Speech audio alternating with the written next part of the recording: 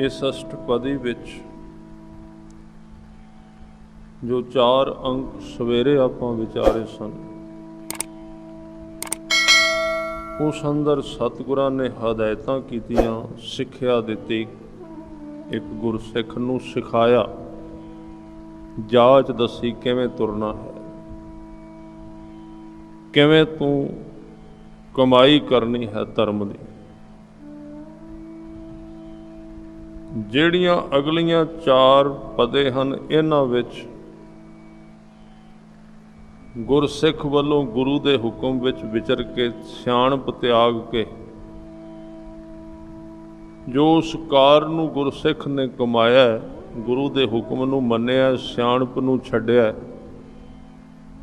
गुर शब्द ਦੀ कमाई कीती है। ਹੁਣ ਅੱਜ ਦੇ 4 ਅੰਕਾਂ ਵਿੱਚ ਉਹਦੇ ਨਤੀਜੇ, ਉਹਦੇ ਸਿੱਟੇ, ਉਹਦੀ ਪ੍ਰਾਪਤੀ ਦੱਸੀ ਗਈ ਕਿ ਪ੍ਰਾਪਤੀ ਫਿਰ ਕਿਹੜੀ। ਪਹਿਲੇ 4 ਅੰਕਾਂ ਵਿੱਚ ਘਾਲਣਾ ਤੇ ਅੱਜ ਦੇ 4 ਅਗਲੇ 5 ਤੋਂ 8 ਤੱਕ ਇਹਨਾਂ ਅੰਕਾਂ ਵਿੱਚ ਉਸ ਘਾਲਣਾ ਦੇ ਸਿੱਟੇ ਵਰਣਨ ਕੀਤੇ ਗਏ। ਉਸ ਕਮਾਈ ਵਿੱਚੋਂ ਕੀ ਮਿਲਿਆ, की प्राप्ति हुई है। ਤਾਂ सतगुरु बचन कर रहे ने, जिन्हां दे मन विच ते चित्त विच परमात्मा दी याद लगातार निवास करन लग पैंदी, जिहड़ी बड़े समय तो बाद अंदर टिकदी। जिन्हां ने गुरु उपदेश दी कमाई कीती, गुरु शब्द दी आराधना कीती, सिमरन कीता, गुरु दे हुक्म नूं, सिੱਖਿਆ ਨੂੰ धारण कर लिया जीवन विच, उन्हां दे मन चित्त विच, याद विच फिर अपने आप प्रभु दी याद पक्की हो जाती है। जिसको हर प्रभ मन चित आवे, क्योंकि मन की आदत है उन्हें किसी ना किसी चीज़ नूं अंदर याद करते रहना, वो खाली रह नहीं सकता। ਤੇ ਜਿਹੜੀ याद ਵਿੱਚ ਇਹਨੂੰ ਜ਼ਿਆਦਾ ਜੋੜਿਆ ਜਾਏ, ਉਹ याद ਆਪਣੇ ਆਪ ਆਉਣ ਲੱਗ ਪੈਂਦੀ, ਪੱਕੀ ਹੋ ਜਾਂਦੀ, ਉਹਨੂੰ ਕਰਨਾ ਨਹੀਂ ਪੈਂਦਾ।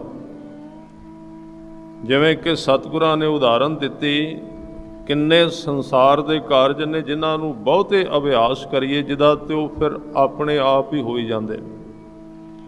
ਜਿਵੇਂ ਇੱਕ ਮਨੁੱਖ ਕੋਈ ਵੀ ਕਾਰਜ ਕਰਦਾ ਸੰਸਾਰ ਦਾ, ਜੇ ਬਹੁਤਾ ਲੰਬਾ ਉਸ ਦੀ ਪ੍ਰੈਕਟਿਸ ਕਰੇ, ਜਿਵੇਂ ਕੋਈ ਗੱਡੀ ਚਲਾਉਂਦਾ ਤਾਂ ਪਹਿਲਾਂ ਉਸ ਨੂੰ ਬੜਾ ਧਿਆਨ ਨਾਲ ਵੇਖਣਾ ਪੈਂਦਾ ਹੈ, ਕਿਵੇਂ ਸਟੀਅਰਿੰਗ ਕਿੱਥੇ ਹੈ, ਗੇਅਰ ਕਿੱਥੇ ਹੈ। ਪਰ ਜਦੋਂ ਚਲਾ ਕੇ ਅਭਿਆਸੀ ਹੋ ਜਾਂਦਾ, ਹਜ਼ਾਰਾਂ ਘੰਟੇ ਚਲਾ ਲੈਂਦਾ, ਤਾਂ ਉਹਦੇ ਤੋਂ ਬਾਅਦ ਉਹਨੂੰ ਦੇਖਣਾ ਨਹੀਂ ਪੈਂਦਾ, ਉਹਦੇ ਹੱਥ ਆਪਣੇ ਆਪ ਹਨੇਰੇ ਵਿੱਚ ਵੀ ਉਹ ਕੰਮ ਕਰੀ ਜਾਂਦੇ ਨੇ। ਜਿਹੜਾ ਮਨੁੱਖ ਇੱਕ ਰਾਹ ਤੋਂ ਪਹਿਲੇ ਦਿਨ ਗੁਜ਼ਰੇ, ਪਗਡੰਡੀ ਤੋਂ, ਇੱਕ ਜਿਹੜੀ ਕਿ ਬੜੀ ਉਹ ਪਗਡੰਡੀ, ਉਹ ਵੱਟ ਜਿਹੜੀ ਹੈ, ਲੰਘਣਾ ਔਖਾ ਪਹਿਲੇ ਦਿਨ, ਪਰ ਜਦੋਂ ਕਈ ਵਾਰੀ ਉੱਥੋਂ ਗੁਜ਼ਰੇ, ਕਈ ਵਾਰੀ ਨਿਕਲੇ, ਪਹਿਲੀ ਵਾਰੀ ਗੁਜ਼ਰਦਾ ਤਾਂ ਉਹਦੇ ਪੈਰ ਥਿੜਕਦੇ ਨੇ, ਬੜਾ ਧਿਆਨ ਰੱਖਣਾ ਪੈਂਦਾ। ਪਰ ਜਿਹੜਾ ਮਨੁੱਖ ਉਹਦੇ ਤੋਂ ਕਈ ਵਾਰੀ ਗੁਜ਼ਰ ਗਿਆ, ਫਿਰ ਉਹਨੂੰ ਬਹੁਤਾ ਧਿਆਨ ਨਹੀਂ ਰੱਖਣਾ ਪੈਂਦਾ, ਕਿਉਂਕਿ ਉਹਦੇ ਪੈਰ ਦੱਸ ਦਿੰਦੇ ਨੇ ਕਿ ਕਿੱਥੇ ਟੋਇਆ ਹੈ, ਕਿੱਥੇ ਬਚਣਾ ਹੈ। ਜਿਵੇਂ ਸੜਕਾਂ ਦਾ ਸਾਨੂੰ ਭੇਤ ਆ ਜਾਂਦਾ ਕਿ ਕਿੱਥੋਂ ਕਿਹੜੀ ਥਾਂ ਤੇ ਟੋਇਆ ਹੈ, ਕਿਹੜੀ ਥਾਂ ਤੇ ਸੜਕ ਠੀਕ ਪੈਰਾਂ ਤੇ ਚੜ ਜਾਂਦੀ। ਇਸ ਤਰ੍ਹਾਂ ਜਿਹੜੇ ਲੋਕ ਬਹੁਤੇ ਘੰਟੇ, ਬਹੁਤਾ ਸਮਾਂ ਧਰਮ ਨੂੰ ਕਮਾ ਲੈਂਦੇ ਨੇ, ਗੁਰੂ ਕੇ ਉਪਦੇਸ਼ ਦੀ ਕਮਾਈ ਕਰ ਲੈਂਦੇ ਨੇ, ਫਿਰ ਉਹਨਾਂ ਨੂੰ ਵੀ ਇਹਦੇ ਵਿੱਚ ਬਹੁਤਾ ਯਤਨ ਨਹੀਂ ਕਰਨਾ ਪੈਂਦਾ। ਉਹਨਾਂ ਨੂੰ ਆਪਣੇ ਆਪ ਨਿਰਯਤਨ ਹੀ ਅਕਾਲ ਪੁਰਖ ਦੀ ਯਾਦ ਉਹਨਾਂ ਦੇ ਮਨ ਵਿੱਚ ਆਪਣੇ ਆਪ ਹੀ ਟਿਕਣ ਲੱਗ ਪੈਂਦੀ ਹੈ। ਫਿਰ ਉਹਨਾਂ ਨੂੰ ਖੋਜਣਾ ਨਹੀਂ ਪੈਂਦਾ। ਜੀਵਨ ਵਿੱਚ ਜਿਹੜਾ ਕੰਮ ਜ਼ਿਆਦਾ ਕਰਾਂਗੇ ਉਹ ਆਪੇ ਹੋਣ ਲੱਗ ਪਏਗਾ। ਤਾਂ ਜੇ ਸਾਡੇ ਜੀਵਨ ਵਿੱਚ ਅਕਾਲ ਪੁਰਖ ਦੀ ਯਾਦ ਪੱਕੀ ਨਹੀਂ ਹੁੰਦੀ, ਉਹਦਾ ਕਾਰਨ ਹੈ ਵੀ ਅਸੀਂ ਉਹਨੂੰ ਸਮਾਂ ਨਹੀਂ ਦਿੱਤਾ, ਵਕਤ ਨਹੀਂ ਦਿੱਤਾ, ਜਿਸ ਕਰਕੇ ਉਹ ਟਿਕਦੀ ਨਹੀਂ ਅੰਦਰ। ਜਿਹੜੇ ਲੋਕਾਂ ਨੇ ਆਪਣਾ ਜੀਵਨ ਗੁਰੂ ਨੂੰ ਸੌਂਪਿਆ, ਗੁਰੂ ਹੁਕਮ ਵਿੱਚ ਵਿਚਰੇ ਹਨ, ਕਹਿੰਦੇ ਉਹਨਾਂ ਦੇ ਮਨ ਔਰ ਚਿੱਤ ਦੇ ਵਿੱਚ ਪ੍ਰਭੂ ਦੀ ਯਾਦ ਟਿਕਣ ਲੱਗ ਪੈਂਦੀ। ਗੁਰੂ ਅਰਜਨ ਦੇਵ ਸਾਹਿਬ ਕਹਿੰਦੇ, ਜਿਸ ਕੋ ਹਰ ਪ੍ਰਭ ਮਨ ਚਿੱਤ ਆਵੈ। ਮਨ ਵਿੱਚ ਤੇ ਚੇਤੇ ਵਿੱਚ ਇਹ ਦੋ ਚੀਜ਼ਾਂ ਨੇ। ਮਨ ਦੇ ਵਿੱਚ ਤੇ ਚੇਤੇ ਵਿੱਚ ਆਉਣਾ। ਮਨ ਵਿੱਚ ਤਾਂ ਅਸੀਂ ਧੱਕੇ ਨਾਲ ਪਾ ਸਕਦੇ ਹਾਂ, ਚੇਤੇ ਵਿੱਚ ਉਹ ਆਪਣੇ ਆਪ ਟਿਕ ਜਾਂਦਾ, ਮਨ ਦੇ ਵਿੱਚੋਂ ਚੇਤੇ ਵਿੱਚ ਜਾਂਦਾ, ਫਿਰ ਚੇਤਾ ਰਹਿਣ ਲੱਗ ਪੈਂਦਾ, ਯਾਦ ਪੱਕੀ ਹੋ ਜਾਂਦੀ। ਤੇ ਜਿਨ੍ਹਾਂ ਦੇ ਮਨ ਤੇ ਚਿੱਤ ਵਿੱਚ ਪ੍ਰਭੂ ਦੀ ਯਾਦ ਆਉਣ ਲੱਗ ਪੈਂਦੀ ਹੈ, ਟਿਕਣ ਲੱਗ ਪੈਂਦੀ ਹੈ, ਫਿਰ ਉਹਦੀ ਜ਼ਿੰਦਗੀ ਵਿੱਚ ਜਿਹੜੀ ਸਭ ਤੋਂ ਪਹਿਲੀ ਬਰਕਤ ਵਾਪਰਦੀ ਹੈ, ਉਸ ਨੂੰ ਗੁਰੂ ਅਰਜਨ ਦੇਵ ਸਾਹਿਬ ਕਹਿੰਦੇ ਸੋ ਸੰਤ, ਉਹ ਸੰਤ ਹੋ ਜਾਂਦਾ ਹੈ, ਸੁਹੇਲਾ, ਸੁਹੇਲਾ ਹੋ ਜਾਂਦਾ ਹੈ। ਸੁਹੇਲੇ ਦਾ ਅਰਥ ਸਰਲ ਹੋ ਜਾਂਦਾ ਹੈ।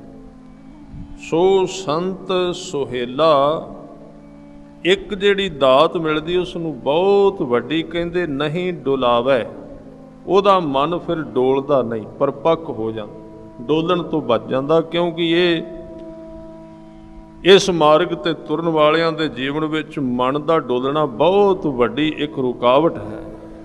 ਉਹਦਾ ਮਨ ਨਹੀਂ ਡੋਲਦਾ, ਕਿਉਂਕਿ ਡੋਲਣਾ ਤਾਂ ਸੀ ਜੇ ਅੰਦਰ ਖਾਲੀ ਸੀ। ਤੇ ਕਬੀਰ ਸਾਹਿਬ ਕਹਿੰਦੇ ਨੇ, ਕਹੋ ਕਬੀਰ ਝੂਠਾ ਘੱਟ ਬੋਲੇ, ਖਾਲੀ ਘੜੇ ਤੁਸੀਂ ਭਾਂਡੇ ਰੱਖੋਗੇ ਬਾਹਰ।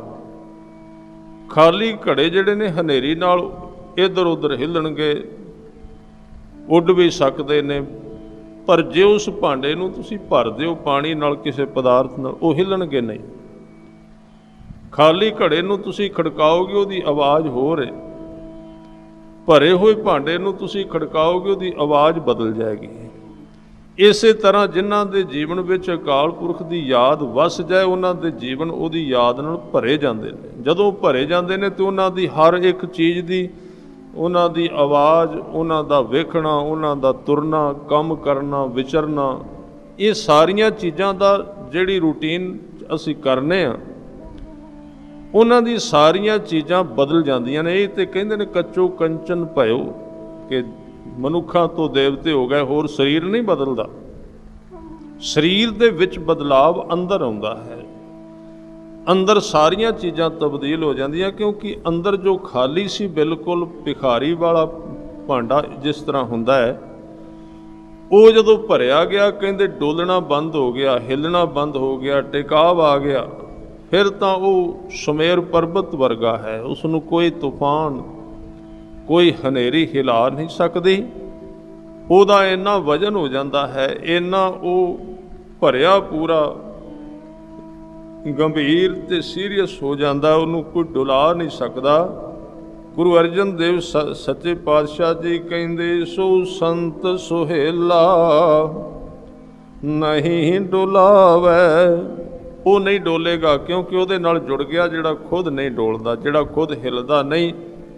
ਸਤਿਗੁਰੂ ਨੇ ਜਿਵੇਂ ਬਾਣੀ ਵਿੱਚ ਉਦਾਹਰਨਾਂ ਦਿੱਤੀਆਂ, ਸਾਹਿਬ ਕਹਿੰਦੇ ਦੋਏ ਪੁੜ ਚੱਕੀ ਜੋੜ ਕੇ ਪੀਸਣ ਆਏ ਬਹਿਠ, ਜੋ ਦਰ ਰਹੇ ਸੋ ਉਬਰੇ ਨਾਨਕ ਅਜਬ ਡਿਠ। ਜਿਵੇਂ ਚੱਕੀ ਦੇ ਵਿੱਚ ਦਾਣੇ ਪੀਣ ਵਾਲੇ ਪਾਉਂਦੇ ਨਾ, ਜਿਹੜੇ ਦਾਣੇ ਚੱਕੀ ਦੀ ਕਿੱਲੀ ਨਾਲ ਆ ਜਾਂਦੇ ਹੋ, ਕਿਉਂਕਿ ਉਹ ਖੜੀ ਹੋਈ ਹੈ, ਉਹ ਡੋਲਦੀ ਨਹੀਂ, ਉਹ ਹਿੱਲਦੀ ਨਹੀਂ, ਉਹ ਘੁੰਮਦੀ ਨਹੀਂ, ਪਰ ਪੁੜ ਘੁੰਮਦਾ ਉਹਦੇ ਆਲੇ ਦੁਆਲੇ। ਜਿਹੜੇ ਦਾਣੇ ਚੱਕੀ ਦੇ ਪੁੜਾਂ ਵਿੱਚ ਚਲੇ ਗਏ, ਪੁੜ ਜਿਹੜੇ ਨੇ ਚੱਲਦੇ ਸਨ, ਉਹ ਦਾਣੇ ਜਿਹੜੇ ਪੀਸੇ ਗਏ, ਪਰ ਜਿਹੜੇ ਦਾਣੇ ਖੜੀ ਹੋਈ ਕਿੱਲੀ ਦੇ ਨਾਲ ਰਹਿ ਗਏ, ਉਹ ਟਿਕ ਗਏ। ਜਿਨ੍ਹਾਂ ਦਾ ਜੀਵਨ ਗੁਰੂ ਸ਼ਬਦ ਦੇ ਨੇੜੇ ਆ ਜਾਂਦਾ, ਉਹ ਟਿਕਣ ਲੱਗ ਪੈਂਦੇ ਨੇ, ਸਥਿਰ ਹੋ ਜਾਂਦੇ ਨੇ। ਫਿਰ ਉਹਨਾਂ ਨੂੰ ਸਮਾਂ ਹਿਲਾ ਨਹੀਂ ਸਕਦਾ ਜ਼ਿੰਦਗੀ ਵਿੱਚ, ਕਿਉਂਕਿ ਇਹ ਸਰੀਰ ਹੈ, ਇਹਦੇ ਵਿੱਚ ਉਥਲ ਪੁਥਲ ਆਉਂਦੀ ਰਹਿੰਦੀ ਜੀਵਨ ਵਿੱਚ, ਕਦੀ ਨੀਵਾਂ, ਕਦੀ ਉੱਚਾ, ਕਦੀ ਲਾਭ, ਕਦੀ ਹਾਨੀ, ਕਦੀ ਮਾਣ, ਕਦੀ ਅਪਮਾਨ, ਇਹ ਵਰਤਦਾ ਰਹਿੰਦਾ ਹੈ। ਤੇ ਜਿੰਨਾ ਚਿਰ ਅਸੀਂ ਆਪਣੇ ਕੇਵਲ ਬਾਹਰੀ ਸਰੀਰ ਨਾਲ ਜੁੜੇ ਰਵਾਂਗੇ, ਉਹਨਾਂ ਚਿਰ ਹਿੱਲਣਾ ਵੀ ਬਣਿਆ ਰਹੇਗਾ। ਪਰ ਜਿਹੜੇ ਲੋਕ ਇੱਕ ਨਾਲ ਅੰਦਰੋਂ ਜੁੜ ਗਏ, ਉਹ ਆਪ ਵੀ ਸਥਿਰ ਹੈ, ਆਪ ਵੀ ਟਿਕਿਆ ਹੋਇਆ ਹੈ। ਜਿਹੜੇ ਉਹਦੇ ਚਰਨਾਂ ਨਾਲ ਜੁੜੇ ਸਾਧ ਸੰਗਤ ਜੀ, ਉਹਦੇ ਵਰਗੇ ਬਣ ਗਏ, ਕੋਈ ਫਰਕ ਨਾ ਰਿਹਾ, ਉਹਦਾ ਰੂਪ ਹੋ ਗਏ। ਇਸ ਕਰਕੇ ਸਾਹਿਬ ਸੱਚੇ ਪਾਤਸ਼ਾਹ ਗੁਰੂ ਅਰਜਨ ਦੇਵ ਸਾਹਿਬ ਕਹਿੰਦੇ, ਸੋ ਸੰਤ ਸੁਹੇਲਾ ਨਹੀਂ ਡੋਲਾਵੇ, ਜਿਸ ਪ੍ਰਭ ਆਪਣਾ ਕਿਰਪਾ ਕਰੈ। ਹੁਣ ਕਿਰਪਾ ਉੱਥੇ ਹੁੰਦੀ ਸਾਧ ਸੰਗਤ ਜਿੱਥੇ ਗੁਰੂ ਨੂੰ ਪਤਾ ਲੱਗ ਜਾਏ ਵੀ ਅੱਗੇ ਥਾਂ ਹੈ। ਗੁਰੂ ਕੋਲ ਕਿਰਪਾ ਦੀ ਕਮੀ ਨਹੀਂ, ਬਖਸ਼ਿਸ਼ਾਂ ਦੀ ਕਮੀ ਨਹੀਂ ਹੈ, ਭੰਡਾਰ ਭਰੇ ਹੋਏ ਨੇ। ਬਹੁਤ ਖਜ਼ਾਨਾ ਹੈ ਸਤਿਗੁਰੂ ਜੀ ਦੇ ਕੋਲ, ਪਰ ਉਹ ਤਾਂ ਪਾਉਂਦਾ ਜੇ ਅੱਗੇ ਭਾਂਡਾ ਹੋਵੇ। ਘੱਟੋ ਘੱਟ ਜੇ ਵਰਤਾਉਣ ਵਾਲਾ ਵਰਤਾਉਣ ਜਾਂਦਾ ਤੇ ਜਿਨ੍ਹਾਂ ਕੋਲ ਭਾਂਡੇ ਨਹੀਂ ਹੁੰਦੇ ਉਹ ਨਹੀਂ ਪਾਉਂਦਾ, ਕਿਉਂਕਿ ਉਹਨਾਂ ਨੂੰ ਪਤਾ ਹੈ ਕਿੱਥੇ ਪਾਵਾਂਗਾ, ਇਹਦੇ ਕੋਲ ਬਰਤਨ ਨਹੀਂ ਹੈ। ਜਿਸ ਸਿੱਖ ਕੋਲ ਭਾਂਡਾ ਨਾ ਹੋਵੇ, ਉਹਨੇ ਸੇਵਾ ਨਾ ਕੀਤੀ ਹੋਵੇ, ਗੁਰੂ ਦਾ ਹੁਕਮ ਨਾ ਮੰਨਿਆ ਹੋਵੇ, ਉਹਦੇ ਅੰਦਰ ਭਾਂਡਾ ਨਹੀਂ ਹੁੰਦਾ। ਗੁਰੂ ਦੇ ਵੀ ਕੀ ਦੇਣ ਨੂੰ ਉਹਨੂੰ ਕੋਈ ਕੰਜੂਸੀ ਨਹੀਂ, ਕਦੀ ਉਹਨੂੰ ਕਾਹਦੀ ਕੰਜੂਸੀ ਹੋਣੀ ਦੇਣ ਨੂੰ, ਆਪਣੀਆਂ ਬਖਸ਼ਾਂ ਕਿਰਪਾ ਰਹਿਮਤ, ਪਰ ਉਹ ਕਿਰਪਾ ਪਾਏਗਾ ਕਿੱਥੇ, ਸਾਡੇ ਕੋਲ ਥਾਂ ਨਹੀਂ। ਇਸ ਕਰਕੇ ਕੋਈ ਆਦਮੀ ਬੜਾ ਉੱਚੀ ਉੱਚੀ ਪੁਕਾਰ ਰਿਹਾ ਸੀ ਪਰਮਾਤਮਾ ਨੂੰ, ਤੂੰ ਮੈਨੂੰ ਦਰਸ਼ਨ ਦੇ, ਤੂੰ ਮੈਨੂੰ ਕਿਰਪਾ ਕਰ, ਤੂੰ ਮੈਨੂੰ ਦਿਸਦਾ ਨਹੀਂ। ਕੋਲੋਂ ਕੋਈ ਪੁਰਾਣਾ ਅਭਿਆਸੀ ਲੰਘਿਆ, ਉਹਨੇ ਬਾਂਹ ਫੜ ਕੇ ਪੁੱਛਿਆ ਵੀ ਕੀ ਕਹਿਣਾ ਹੈ? ਕਹਿਣ ਲੱਗਾ ਰੱਬ ਨੂੰ ਕਹਿ ਰਿਹਾ ਦਰਸ਼ਨ ਦੇ। ਉਹ ਕਹਿੰਦੇ ਸੱਜਣਾ, ਉਹਦੇ ਦਰਸ਼ਨ ਨਾ ਮੰਗ, ਉਹਦੇ ਤੋਂ ਅੱਖ ਮੰਗ ਜਿਹਦੇ ਨਾਲ ਦਰਸ਼ਨ ਕਰੀਦੇ ਨੇ। ਅੱਖ ਪਹਿਲਾਂ ਮੰਗ ਲੈ। ਤੇ ਸੱਚਾਈ ਇਹ ਹੈ ਵੀ ਦਰਸ਼ਨ ਉਹਨੇ ਕਿਹੜਾ ਕਿਤੋਂ ਦੇਣੇ ਨੇ, ਉਹ ਤੇ ਦਰਸ਼ਨ ਦੇ ਹੀ ਰਿਹਾ। ਅੱਖ ਮੰਗ ਉਹਦੇ ਤੋਂ, ਜਿੱਦਣ ਤੂੰ ਅੱਖ ਮੰਗ ਲਈ ਦਰਸ਼ਨ ਮੰਗਣ ਦੀ ਲੋੜ ਹੀ ਨਹੀਂ ਰਹਿਣੀ, ਉਹ ਤੇ ਹੋ ਹੀ ਰਹਿਣੇ। ਨੁਕਸ ਸਿਰਫ ਤੇਰੀ ਅੱਖ ਦਾ, ਜਿੱਦਣ ਅੱਖ ਮਿਲ ਗਈ। ਇਸ ਕਰਕੇ ਜਿਨ੍ਹਾਂ ਕੋਲ ਅੱਖ ਹੈ ਉਹ ਫਿਰ ਨਹੀਂ ਕਹਿੰਦੇ ਦਰਸ਼ਨ, ਕਿਉਂਕਿ ਦਰਸ਼ਨ ਤੇ ਅੱਖ ਦੁਆਰਾ ਆਪੇ ਹੀ ਹੈ। ਜਿੱਥੇ ਅੱਖ ਉੱਥੇ ਦਰਸ਼ਨ। ਜਿਨ੍ਹਾਂ ਦੀ ਸੁਰਤ ਜਾਗੀ, ਜਿਹੜੇ ਜਾਗ ਪਏ, ਜਿਹੜੇ ਹੋਸ਼ ਵਿੱਚ ਆ ਗਏ, ਗੁਰੂ ਦੇ ਸ਼ਬਦ ਨਾਲ ਸਾਂਝ ਪਾ ਲਈ, ਜੀਵਨ ਨੂੰ ਉੱਚਾ ਕਰ ਲਿਆ ਗੁਰੂ ਦੇ ਹੁਕਮ ਅਨੁਸਾਰ, ਉਹਨਾਂ ਨੂੰ ਗੁਰੂ ਦੀ ਅੱਖ ਮਿਲ ਗਈ। ਜਿਵੇਂ ਤੁਸੀਂ ਸੁਣਿਆ ਹੋਵੇਗਾ ਬਾਬੇ ਫਰੀਦ ਨੂੰ ਅੱਖ ਮਿਲੀ ਸੀ, ਇੱਕ ਅੱਖ। ਜਦੋਂ ਅੱਖ ਮਿਲੀ ਤੇ ਫਿਰ ਖੁਦਾ ਲੱਭਣੋਂ ਰਹਿ ਗਏ, ਬੈਠ ਗਏ ਆਰਾਮ ਨਾਲ, ਕਿਉਂਕਿ ਅੱਖ ਮਿਲਦੀ ਸਭ ਕੁਝ ਮਿਲਦਾ, ਉਸ ਤੋਂ ਪਹਿਲਾਂ ਕੁਝ ਵੀ ਨਹੀਂ ਮਿਲਦਾ, ਹੈ ਸਾਰਾ ਕੁਝ। ਇਸ ਕਰਕੇ ਕਿਰਪਾ ਉਹਨਾਂ ਨੂੰ ਕੀਤੀ ਪ੍ਰਭੂ ਨੇ। ਉਹਦੇ ਵਿੱਚ ਫਿਰ ਕਿਹੜੀਆਂ ਦਾਤਾਂ ਟਿਕਾ ਦਿੱਤੀਆਂ? ਸਾਹਿਬ ਕਹਿੰਦੇ ਜਿਸ ਪ੍ਰਭ ਆਪਣਾ ਕਿਰਪਾ ਕਰੈ, ਸੋ ਸੇਵਕ ਕਉ ਕਿਸ ਤੇ ਡਰੈ। ਹੁਣ ਇਹ ਨਿਡਰਤਾ ਦਾ ਗੁਣ, ਸਾਰੇ ਗੁਣ ਨਾ ਜਿਉਂ-ਜਿਉਂ ਜੁੜਾਂਗੇ, ਪਹਿਲਾ ਜਿਹੜਾ ਨਹੀਂ ਡੁਲਾਵੇ ਉਹ ਗੁਣ ਤਾਂ ਆਉਂਦਾ ਵੀ ਪਹਿਲਾ ਗੁਣ ਆਉਂਦਾ ਬੇਪਰਵਾਹੀ ਦਾ। ਜਿਵੇਂ ਹਰ ਇੱਕ ਬੰਦਾ ਚਿੰਤਾ ਵਿੱਚ ਰਹਿੰਦਾ, ਬੇਪਰਵਾਹੀ ਉਹਨੂੰ ਆਉਂਦੀ ਹੀ ਨਹੀਂ, ਡਰ ਰਹਿੰਦਾ ਅੰਦਰ, ਡਰ ਇਹਦਾ ਵੀ ਜੀਵਨ ਕਿਤੇ ਸਮਾਪਤ ਨਾ ਹੋ ਜਾਏ। ਸਭ ਤੋਂ ਪਹਿਲੀ ਜਿਹੜੀ ਪ੍ਰਾਪਤੀ ਧਾਰਮਿਕ ਬੰਦੇ ਦੀ, ਉਹ ਨਿਡਰ ਹੋਣਾ, ਬੇਪਰਵਾਹ ਹੋਣਾ। ਕਿਉਂਕਿ ਜਦੋਂ ਪਹਿਲੀ ਵਾਰੀ ਪਹਿਲੇ ਸਟੈਪ 'ਤੇ ਉਹ ਖੜਾ ਹੁੰਦਾ, ਉਹਨੂੰ ਪਤਾ ਲੱਗਦਾ ਮੌਤ ਹੈ ਹੀ ਨਹੀਂ ਸੀ, ਆਪਾਂ ਐਵੇਂ ਡਰਦੇ ਰਹੇ, ਮੌਤ ਕੋਈ ਵੀ ਨਹੀਂ ਸੀ, ਸਮਾਪਤ ਕੁਝ ਹੁੰਦਾ ਹੀ ਨਹੀਂ। ਇਹ ਡਰ, ਇਹ ਭੈ ਬੇਪਰਵਾਹੀ ਵਿੱਚ ਬਦਲ ਗਿਆ। ਜਿਨ੍ਹਾਂ ਬਾਰੇ ਉਹ ਬੇਪਰਵਾਹੀ ਦਾ ਜ਼ਿਕਰ ਕਰਦੇ ਹੋਏ ਸਾਹਿਬ ਕਹਿੰਦੇ ਰੰਗ ਹੱਸੈ ਰੰਗ ਰੋਵੈ ਚੁੱਪ ਵੀ ਕਰ ਜਾਹੇ, ਪਰਵਾਹ ਨਾਹੀ ਕਿਸੈ ਕੇਰੀ ਬਾਜ ਸੱਚੇ ਨਾ। ਬੇਪਰਵਾਹ, ਬੇਚਿੰਤ, ਗਮ ਤੋਂ ਰਹਿਤ, ਜਿਹਨੂੰ ਭਗਤ ਰਵਿਦਾਸ ਕਹਿੰਦੇ ਬੇਗਮ ਪੁਰਾ ਸ਼ਹਿਰ ਕੋ ਨਾਉ, ਦੁਖ ਅੰਧੋ ਨਹੀਂ ਤੇ ਠਾਉ। ਅੰਧੋ ਚਿੰਤਾ, ਚਿੰਤਾ ਸਾਧ ਸੰਗਤ ਜੀ ਹੁੰਦੀ ਹੈ। ਤਿੰਨ ਸਮੇਂ ਨੇ ਸਾਡੀ ਜ਼ਿੰਦਗੀ ਵਿੱਚ। ਇੱਕ ਜਿਹੜਾ ਭੂਤਕਾਲ, ਭੂਤਕਾਲ ਦੇ ਅਰਥ ਨੇ ਜੋ ਬੀਤ ਗਿਆ, ਪਾਸਟ, ਲੰਘ ਚੁੱਕਾ ਹੈ, ਜੋ ਕੱਲ ਨਿਕਲ ਗਿਆ। ਇੱਕ ਹੈ ਵਰਤਮਾਨ ਜੋ ਹੁਣ ਚੱਲ ਰਿਹਾ, ਤੇ ਇੱਕ ਹੈ ਭਵਿੱਖ ਆਉਣ ਵਾਲਾ। ਇਹ ਤਿੰਨ ਪ੍ਰਕਾਰ ਦਾ ਸਮਾਂ ਹੈ। ਤੇ ਜਿਹੜਾ ਬੀਤ ਚੁੱਕਾ ਹੈ ਤੇ ਜਿਹੜਾ ਆਉਣ ਵਾਲਾ ਹੈ। ਬੀਤ ਚੁੱਕੇ ਵਿੱਚ ਅਸੀਂ ਜਦੋਂ ਜਾਵਾਂਗੇ ਉਦੋਂ ਇੱਕ ਚੀਜ਼ ਸਾਨੂੰ ਲੱਭੇਗੀ, ਉਹ ਕਿਹੜੀ? ਪਛਤਾਵਾ। ਪਛਤਾਉਂਦਾ ਮਨੁੱਖ ਕਾਹਦੇ ਤੇ ਹੈ? ਜੋ ਬੀਤਿਆ ਉਹਦੇ ਵਿੱਚ ਜਿੱਥੇ ਜਿੱਥੇ ਗਲਤੀ ਹੋਈ ਉਹਦੇ ਤੇ ਪਛਤਾਈ ਜਾਏਗਾ। ਬੀਤੇ ਹੋਏ ਵਿੱਚ ਜਾਂ ਅਸੀਂ ਜਾਂਦੇ ਹਾਂ, ਅਸੀਂ ਪਿੱਛੇ ਸੋਚਦੇ ਰਹਿੰਦੇ ਹਾਂ, ਕੱਲ੍ਹ ਕੀ ਕੀਤਾ ਸੀ, ਸਵੇਰੇ ਕੀ ਕੀਤਾ ਸੀ, ਪਰਸੋਂ ਕੀ ਕੀਤਾ ਸੀ, ਪਿਛਲੇ ਸਾਲ ਕੀ ਹੋਇਆ।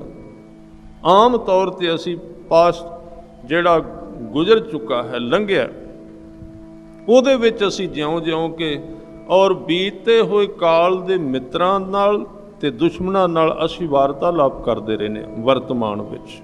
ਜਿਨ੍ਹਾਂ ਨਾਲ ਸਾਡੀ ਦੁਸ਼ਮਣੀ ਹੈ, ਈਰਖਾ ਹੈ, ਦਵੈਸ਼, ਉਹ ਬੀਤੇ ਹੋਏ ਕਾਲ ਦੇ ਸਾਡੇ ਦੁਸ਼ਮਣ ਜਿਹੜੇ ਲੰਘ ਗਏ, ਉਹਨਾਂ ਨਾਲ ਅਸੀਂ ਅੰਦਰੋਂ ਕਈ ਵਾਰੀ ਝਗੜਦੇ ਰਹਿੰਦੇ, ਕਈ ਵਾਰੀ ਮਿੱਤਰਾਂ ਨਾਲ ਗੱਲਾਂ ਕਰਦੇ ਰਹਿੰਦੇ ਹਾਂ, ਤੇ ਵਰਤਮਾਨ ਖਰਾਬ ਹੋ ਜਾਂਦਾ ਸਾਰਾ।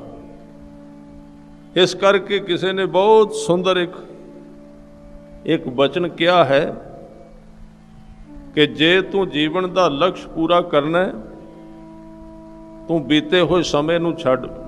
ਜਾਂ ਕਈ ਇਹ ਵੀ ਅਭਿਆਸ ਕਰਦੇ ਨੇ ਵੀ ਜਿਵੇਂ ਸੂਰਜ ਚੜ੍ਹਿਆ ਤੇ ਮੇਰਾ ਅੱਜ ਜਨਮ ਹੋਇਆ ਸਵੇਰੇ, ਉਹ 12 ਘੰਟੇ ਨੂੰ ਆਪਣਾ ਜਨਮ ਕਹਿੰਦੇ ਕਿ ਜਿੰਨਾ ਚਿਰ ਮੈਂ ਸਵੇਰੇ ਜਾਗਿਆ ਮੇਰਾ ਅੱਜ ਜਨਮ ਹੋਇਆ ਹੈ, ਯਾਨੀ ਕਿ ਕੱਲ੍ਹ ਦੇ ਦੁਸ਼ਮਣ ਤੇ ਮਿੱਤਰ ਸਮਾਪਤ ਹੋ ਜਾਣ, ਉਹਦੇ ਵਿੱਚੋਂ ਮਨ ਨਿਕਲੇ ਤੇ ਵਰਤਮਾਨ ਵਿੱਚ ਆਵੇ। ਜਿਹੜਾ ਹੁਣ ਚੱਲ ਰਿਹਾ, ਜਿਹੜੇ ਪਿਛਲੇ ਸਮੇਂ ਵਿੱਚ ਵਿਚਰਾਂਗੇ ਉਹਦੇ ਵਿੱਚ ਸਾਡੇ ਵਿੱਚ ਪਛਤਾਵਾ ਰਹੇਗਾ, ਤੇ ਜਾਂ ਫਿਰ ਸਾਡਾ ਧਿਆਨ ਕੱਲ੍ਹ ਤੇ ਰਹਿੰਦਾ, ਉਹਦੇ ਵਿੱਚੋਂ ਕੀ ਮਿਲਦਾ ਹੈ, ਉਹਦੇ ਵਿੱਚੋਂ ਚਿੰਤਾ ਮਿਲਦੀ। ਇਹ ਸਾਡੀ ਹਾਲਤ ਬਣੀ ਰਹਿੰਦੀ, ਜਿਹਨੂੰ ਭਾਈ ਸਾਹਿਬ ਭਾਈ ਵੀਰ ਸਿੰਘ ਕਹਿੰਦੇ ਆਉਣ ਵਾਲੇ ਦਾ ਸਹਿਮ ਇੱਕ ਤੇ ਬੀਤ ਗਿਆ।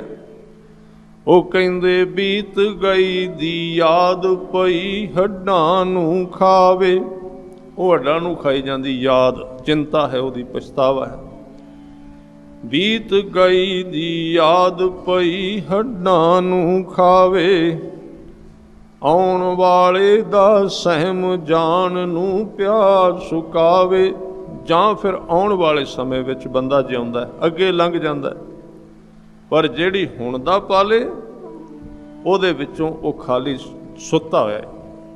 ਇਹ ਇੱਕ ਤਰ੍ਹਾਂ ਦੀ ਨੀਂਦ ਹੈ ਸਾਧ ਸੰਗਤ ਜੀ। ਇੱਕ ਤੇ ਸਰੀਰ ਦੀ ਨੀਂਦ ਹੈ, ਦੂਜੀ ਨੀਂਦ ਹੈ ਜਾਂ ਪਿੱਛੇ ਸੋਚਦੇ ਰਹਿਣਾ ਜਾਂ ਅੱਗੇ ਸੋਚਦੇ ਰਹਿਣਾ। ਤੇ ਜਿਹੜਾ ਬਿਲਕੁਲ ਨੱਕ ਦੀ ਸੇਧ ਤੇ ਆ ਸੈਕਿੰਡ ਹੈ, ਪਲ ਹੈ, ਉਹਦੇ ਤੋਂ ਵਾਂਝੇ ਰਹਿ ਜਾਣਾ। ਇਹਨੂੰ ਕਹਿੰਦੇ ਮਨ ਸੁੱਤਾ ਹੋਇਆ ਇਸ ਬੰਦੇ ਦਾ, ਵਰਤਮਾਨ ਵਿੱਚ ਨਹੀਂ ਜਾਗਦਾ। ਤੇ ਵਰਤਮਾਨ ਵਿੱਚ ਜਾਗੇਗਾ ਤੇ ਮਨ ਟਿਕੇਗਾ ਉਹਦਾ, ਫਿਰ ਕੰਮ ਕਰੇਗਾ ਉਹਦੇ ਵਿੱਚ ਪੂਰੀ ਤਰ੍ਹਾਂ ਇਕਾਗਰ ਹੋ ਕੇ। ਤਾਂ ਅਸੀਂ ਜਿਹੜੇ ਧਰਮ ਵੀ ਕਮਾ ਰਹੇ ਹਾਂ, ਅਸੀਂ ਜਾਂ ਬੀਤਕਾਲ ਵਿੱਚ ਚਲੇ ਜਾਂਦੇ ਹਾਂ ਜਾਂ ਆਉਣ ਵਾਲੇ ਸਮੇਂ ਵਿੱਚ ਅਸੀਂ ਇਹ ਕਹਿੰਦੇ ਹਾਂ ਵੀ ਕੱਲ੍ਹ ਨੂੰ ਹੋ ਜਾਏਗਾ, ਪਰਸੋਂ ਨੂੰ, ਅਗਲੇ ਸਾਲ। ਜੋਤਸ਼ੀ ਰੱਖੇ ਹੋਏ ਨੇ, ਉਹ ਆਉਣ ਵਾਲੇ ਬਾਰੇ ਦੱਸਦੇ ਨੇ, ਜਾਂ ਉਹ ਦੱਸਦੇ ਨੇ ਪਿੱਛੇ ਤੁਸੀਂ ਇਹ ਕੀਤਾ ਸੀ। ਗੁਰੂ ਸਾਹਿਬ ਇਹ ਨਹੀਂ ਦੱਸਦੇ, ਉਹ ਕਹਿੰਦੇ ਤੂੰ ਪਿਛਲੇ ਨੂੰ ਵੀ ਛੱਡ, ਜੋਤਸ਼ੀਆਂ ਨੂੰ ਛੱਡ, ਉਹ ਤੇਰੇ ਬੀਤਕਾਲ ਨੂੰ ਕਹਿਣਗੇ ਪਿੱਛੇ ਤੂੰ ਆਹ ਕੀਤਾ, ਇਹ ਕੀਤਾ, ਉਹ ਤੇ ਚਲਾ ਗਿਆ, ਉਹਦਾ ਕੀ ਕਰੇਗਾ। ਜਾਂ ਫਿਰ ਤੈਨੂੰ ਡਰਾਉਣਗੇ ਆਉਣ ਵਾਲੇ ਵਿੱਚ ਇਹ ਹੋ ਜਾਏਗਾ। ਗੁਰੂ ਗ੍ਰੰਥ ਸਾਹਿਬ ਇਹ ਕੰਮ ਨਹੀਂ ਕਰਦੇ। ਉਹ ਕਹਿੰਦੇ ਨੇ ਨਾ ਤੂੰ ਪਿੱਛੇ ਜਾ ਤੇ ਨਾ ਕਿ ਹੁਣ ਮੇਰੇ ਨਾਲ ਗੱਲ ਕਰ, ਮੇਰੇ ਸਾਹਮਣੇ ਬੈਠ, ਹੁਣ ਤੂੰ ਕੀ ਕਰਨਾ ਇਸੇ ਵਕਤ ਕਰ। ਜਦੋਂ ਤੂੰ ਇਸ ਵਕਤ ਨੂੰ ਸੋਧ ਲਵੇਂਗਾ, ਤੇਰਾ ਬੀਤਿਆ ਵੀ ਸਾਫ਼ ਹੋ ਜਾਏਗਾ ਤੇ ਆਉਣ ਵਾਲਾ ਵੀ, ਦੋਵੇਂ ਸਮੇਂ ਤੇਰੇ ਕੰਟਰੋਲ ਵਿੱਚ ਆ ਜਾਣ। ਇਸ ਤਰ੍ਹਾਂ ਹਜ਼ੂਰ ਵਰਤਮਾਨ ਦੇ ਵਿੱਚ ਉਹ ਡੋਲਦੇ ਨਹੀਂ, ਫਿਰ ਸਦਾ ਨਿਡਰ ਬੇਪਰਵਾਹ ਹੋ ਜਾਂਦੇ ਨੇ, ਬੇਚਿੰਤ ਹੋ ਜਾਂਦੇ ਨੇ। ਔਰ ਸਤਿਗੁਰੂ ਉਹਨਾਂ ਦਾ ਜ਼ਿਕਰ ਇੱਥੇ ਗੁਰੂ ਅਰਜਨ ਦੇਵ ਸੱਚੇ ਪਾਤਸ਼ਾਹ ਜੀ ਕਰ ਰਹੇ ਨੇ। ਕਹਿੰਦੇ ਸੋ ਸੇਵਕ ਕਉ ਕਿਸ ਤੇ ਡਰੈ। ਹੁਣ ਡਰ ਕਾਹਦਾ? ਪਰਿਭਾਸ਼ਾ ਉਹਦੇ ਉੱਤੇ ਪੂਰਾ ਵਿਸ਼ਵਾਸ ਜੰਮ ਗਿਆ ਮਨ ਪੂਰੀ ਤਰ੍ਹਾਂ। ਹੁਣ ਕਿੱਥੇ ਮਨ ਵਿੱਚ ਡਰ, ਹੁਣ ਕਿੱਥੇ ਭੈ। ਇਹ ਸਾਰੇ ਭੈ ਕਦੋਂ ਨੱਸਦੇ ਨੇ? ਸਾਹਿਬ ਕਹਿੰਦੇ ਪ੍ਰਭ ਕੀ ਸ਼ਰਨ ਸਗਲ ਭੈ ਲਾਥੇ, ਦੁੱਖ ਬਿਨਸੇ ਸੁਖ ਪਾਇਆ। ਭੈ ਕਦੋਂ ਹਟੇ? ਜਦੋਂ ਸ਼ਰਨ ਵਿੱਚ ਆਏ, ਭੈ ਖਤਮ ਹੋ ਗਿਆ। ਪੂਰਨ ਭਰੋਸਾ, ਵਿਸ਼ਵਾਸ ਆ ਗਿਆ ਗੁਰੂ ਤੇ। ਉਹਦੇ ਹੁੰਦਿਆਂ ਪੂਰਾ ਭਰੋਸਾ ਅੰਦਰ ਜਾਗ ਪਿਆ, ਜਿਹੜਾ ਬੜੇ ਸਮੇਂ ਦੀਆਂ ਕਮਾਈਆਂ ਤੋਂ ਬਾਅਦ ਜਾਗਦਾ ਹੈ। ਸਾਧ ਸੰਗਤ ਜੀ, ਇਹ ਜਿਹੜਾ ਭਰੋਸਾ ਹੈ ਨਾ, ਸਿੱਧਾ ਨਹੀਂ ਆਉਂਦਾ, ਖਿਆਲ ਰੱਖਣ। ਇਹ ਕਮਾਈ ਦਿੱਤੀ ਹੋਈ ਤਾਂ ਹੈ ਗੁਰੂ ਸਾਹਿਬ ਨੇ, ਕਲਾਸ ਬਾਈ ਕਲਾਸ ਤੁਰਨਾ, ਸਟੈਪ ਬਾਈ ਸਟੈਪ, ਇੱਕ ਇੱਕ ਕਰਕੇ ਥੋੜ੍ਹਾ ਥੋੜ੍ਹਾ ਕਰੀ ਜਾ, ਥੋੜ੍ਹਾ ਥੋੜ੍ਹਾ ਕਰ। ਸਿੱਧਾ ਭਰੋਸਾ ਅਸੀਂ ਭਾਵੇਂ ਸੋਚ ਵੀ ਲਈਏ ਨਾ ਜੀ ਮੈਨੂੰ ਬੜਾ ਭਰੋਸਾ ਹੈ, ਮੇਰੇ ਵਿੱਚ ਬੜਾ ਭਰੋਸਾ ਹੈ, ਨਹੀਂ। ਜਿੰਨਾ ਚਿਰ ਕੋਈ ਪੂਰੇ ਟਾਈਮ ਦੇ ਵਿੱਚੋਂ ਗੁਜ਼ਰ ਕੇ ਨਹੀਂ ਆਉਂਦਾ, ਭਰੋਸਾ ਪੱਕਦਾ ਨਹੀਂ, ਕੱਚਾ ਰਹਿ ਜਾਂਦਾ। ਇਹ ਜੀਵਨ ਕੱਚੀ ਕੰਧ ਵਰਗਾ। ਤੁਸੀਂ ਪੁਰਾਣੇ ਸਮੇਂ ਵਿੱਚ ਵੇਖਿਆ ਹੋਣਾ, ਜਿਵੇਂ ਗੁਰੂ ਸਾਹਿਬ ਕਹਿੰਦੇ ਜਲ ਕੀ ਭੀਤ ਜੈਸੇ ਬਸੁਦਾ ਕੋ ਸਾਜ ਹੈ। ਇਹ ਕੰਧ ਜਿਹੜੀ ਹੈ ਨਾ, ਮਿੱਟੀ ਦਾ ਹੈ ਜੀਵਨ ਜਿਹੜਾ। ਤੇ ਹੁਣ ਤਾਂ ਉਹ ਚੀਜ਼ਾਂ ਨਹੀਂ ਰਹੀਆਂ, ਕਿਤੇ ਕਿਤੇ ਮਿੱਟੀ ਦੇ ਘਰ ਹੋਣਗੇ। ਪਹਿਲਾਂ ਜਦੋਂ ਮਿੱਟੀ ਦੀ ਕੰਧ ਬਣਾਉਂਦੇ ਸਨ ਤੇ ਉਹਨੂੰ ਇੱਕ ਦਿਨ ਵਿੱਚ ਨਹੀਂ ਸੀ ਬਣਦੀ, ਉਹ ਇੱਕ ਦਿਨ ਇੱਕ ਵਾਰ ਦੇਈਦਾ ਸੀ, 1 ਫੁੱਟ ਇੱਕ ਦਿਨ ਦੇ ਦਿੱਤਾ, ਫਿਰ ਉਹਨੂੰ ਅਗਲੇ ਦਿਨ ਤੱਕ ਉਹ ਥੋੜ੍ਹੀ ਜਿਹੀ ਇੰਨਾ ਉਹਦੇ ਵਿੱਚ ਸਖਤੀ ਆ ਜਾਂਦੀ ਸੀ ਵੀ ਉੱਪਰ ਵਾਲੀ ਮਿੱਟੀ ਨੂੰ ਝੱਲ ਲੈਗੀ। ਇੱਕ ਦਿਨ ਇੱਕ ਵਾਰ, ਅਗਲੇ ਦਿਨ ਉਹ ਸੁੱਕ ਜਾਂਦੀ ਸੀ, ਫਿਰ ਉਹਦੇ ਉੱਤੇ ਦੂਜਾ ਵਾਰ, ਫਿਰ ਉਹ ਸੁੱਕ ਜਾਂਦੀ। ਇਸ ਤਰ੍ਹਾਂ ਇੱਕ ਇੱਕ ਵਾਰ ਕਰਕੇ ਉਦੋਂ ਲੱਗਦਾ ਸੀ ਕੱਚਾ। ਇਹ ਜਿਹੜਾ ਸਤਿਗੁਰਾਂ ਦਾ ਉਪਦੇਸ਼ ਇਹ ਵੀ ਸਾਧ ਸੰਗਤ ਜੀ ਕੋਈ ਪੱਕੀਆਂ ਇੱਟਾਂ ਵਾਲੀ ਕੰਧ ਨਹੀਂ, ਵੀ ਇੱਕ ਇੱਕ ਕਰਕੇ ਵਾਰ ਲਾਉਣਾ ਪੈਂਦਾ, ਛੋਟੀ ਛੋਟੀ ਇੱਟ। ਤੇ ਹੁਣ ਬੰਦਾ ਲਾਲਚੀ ਹੋ ਗਿਆ, ਬੜੇ ਬੜੇ ਲੋਕ ਨੇ ਸਿੱਧੇ ਵਾਰ ਇੱਕੋ ਦਿਨ ਲਾ ਲੈਂਦੇ ਨੇ, ਫਿਰ ਦੂਜੇ ਦਿਨ ਕਹਿੰਦੇ ਕੰਧ ਡਿੱਗ ਪਈ।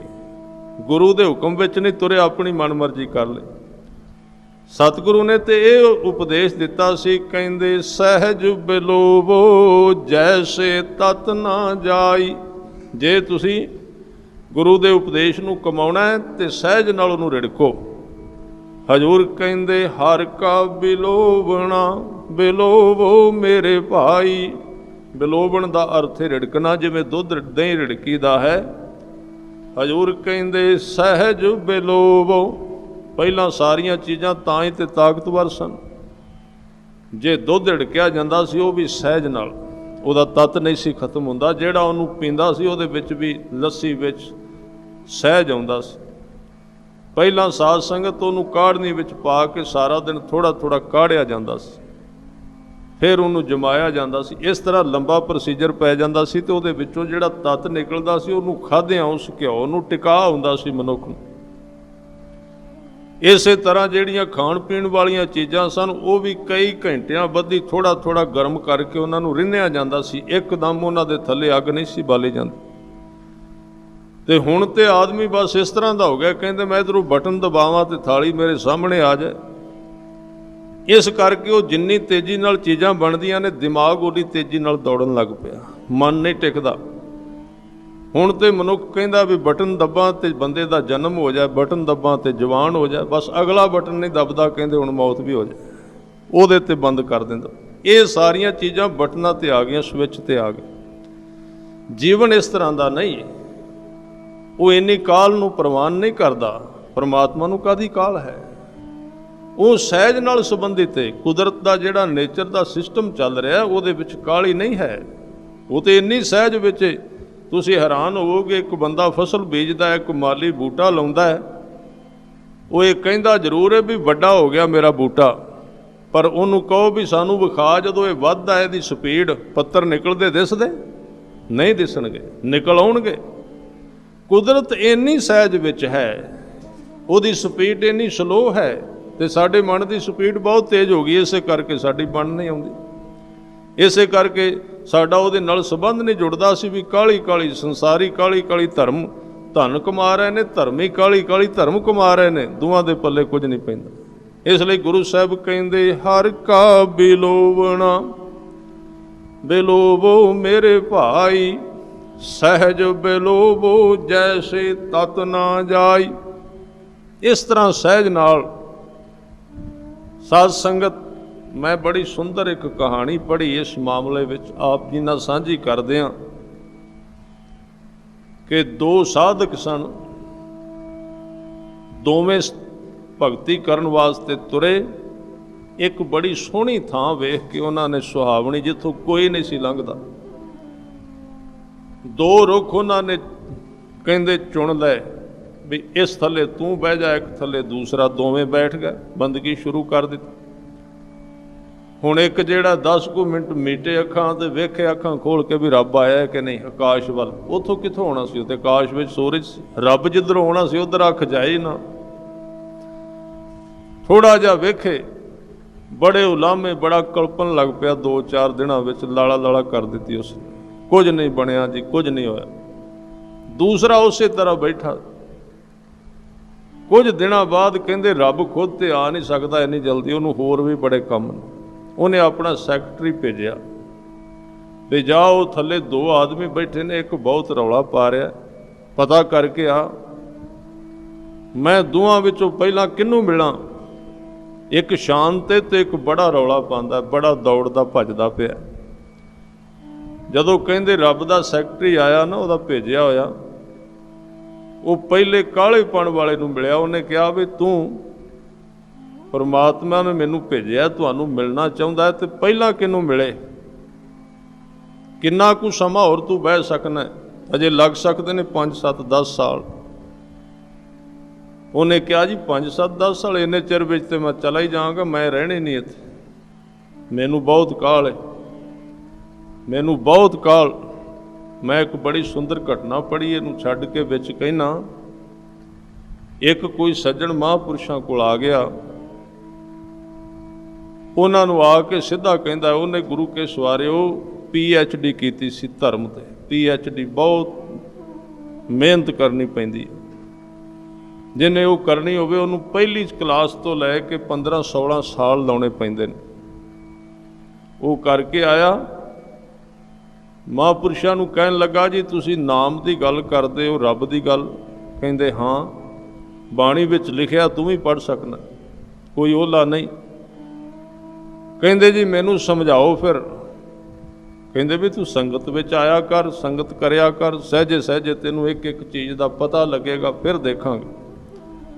ਕਹਿੰਦੇ ਇੰਨਾ ਟਾਈਮ ਮੇਰੇ ਕੋਲ ਕਿੱਥੇ, ਅਸੀਂ ਤੇ ਪੜ੍ਹੇ ਲਿਖੇ ਆਪ ਤੇ ਵਿਹਲੇ ਆਦਮੀ, ਤੁਹਾਨੂੰ ਤੇ ਕੰਮ ਹੋਰ ਕੋਈ ਨਹੀਂ ਲੱਭਦਾ, ਹੁਣੇ ਹੀ ਕਰੋ, ਮੇਰੇ ਕੋਲ ਸਿਰਫ 10 ਕੁ ਮਿੰਟ ਨੇ, 10 ਮਿੰਟਾਂ ਵਿੱਚ ਮੈਨੂੰ ਸਮਝਾ ਦਿਓ ਸਾਰ ਤੱਤ ਕੀ ਹੁੰਦਾ ਧਰਮ ਦਾ। ਉਹਨਾਂ ਨੇ ਕਿਹਾ ਵੀ ਤੂੰ ਪੜ੍ਹਿਆ ਲਿਖਿਆ ਲੱਗਣਾ, ਕੀ ਕੀਤਾ ਹੈ? ਕਹਿੰਦੇ PhD। ਕਹਿੰਦੇ ਤੂੰ 10 ਮਿੰਟਾਂ ਵਿੱਚ ਸਾਨੂੰ PhD ਕਰਾ ਦੇ, ਅਸੀਂ ਤੈਨੂੰ ਨਾਮ ਦੀ ਗੱਲ ਦੱਸ ਦਿਆਂਗੇ, 10 ਮਿੰਟ ਲਾਂਗੇ ਅਸੀਂ ਵੀ।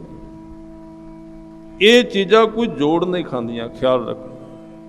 ਤਾਂ ਉਹ ਜਿਹੜਾ ਕਾਹਲਾ ਸੀ ਨਾ, ਉਹਨੇ ਕਿਹਾ ਵੀ ਹੁਣੇ ਹੀ ਉਹਨੂੰ ਭੇਜੋ ਪਰਮਾਤਮਾ ਨੂੰ।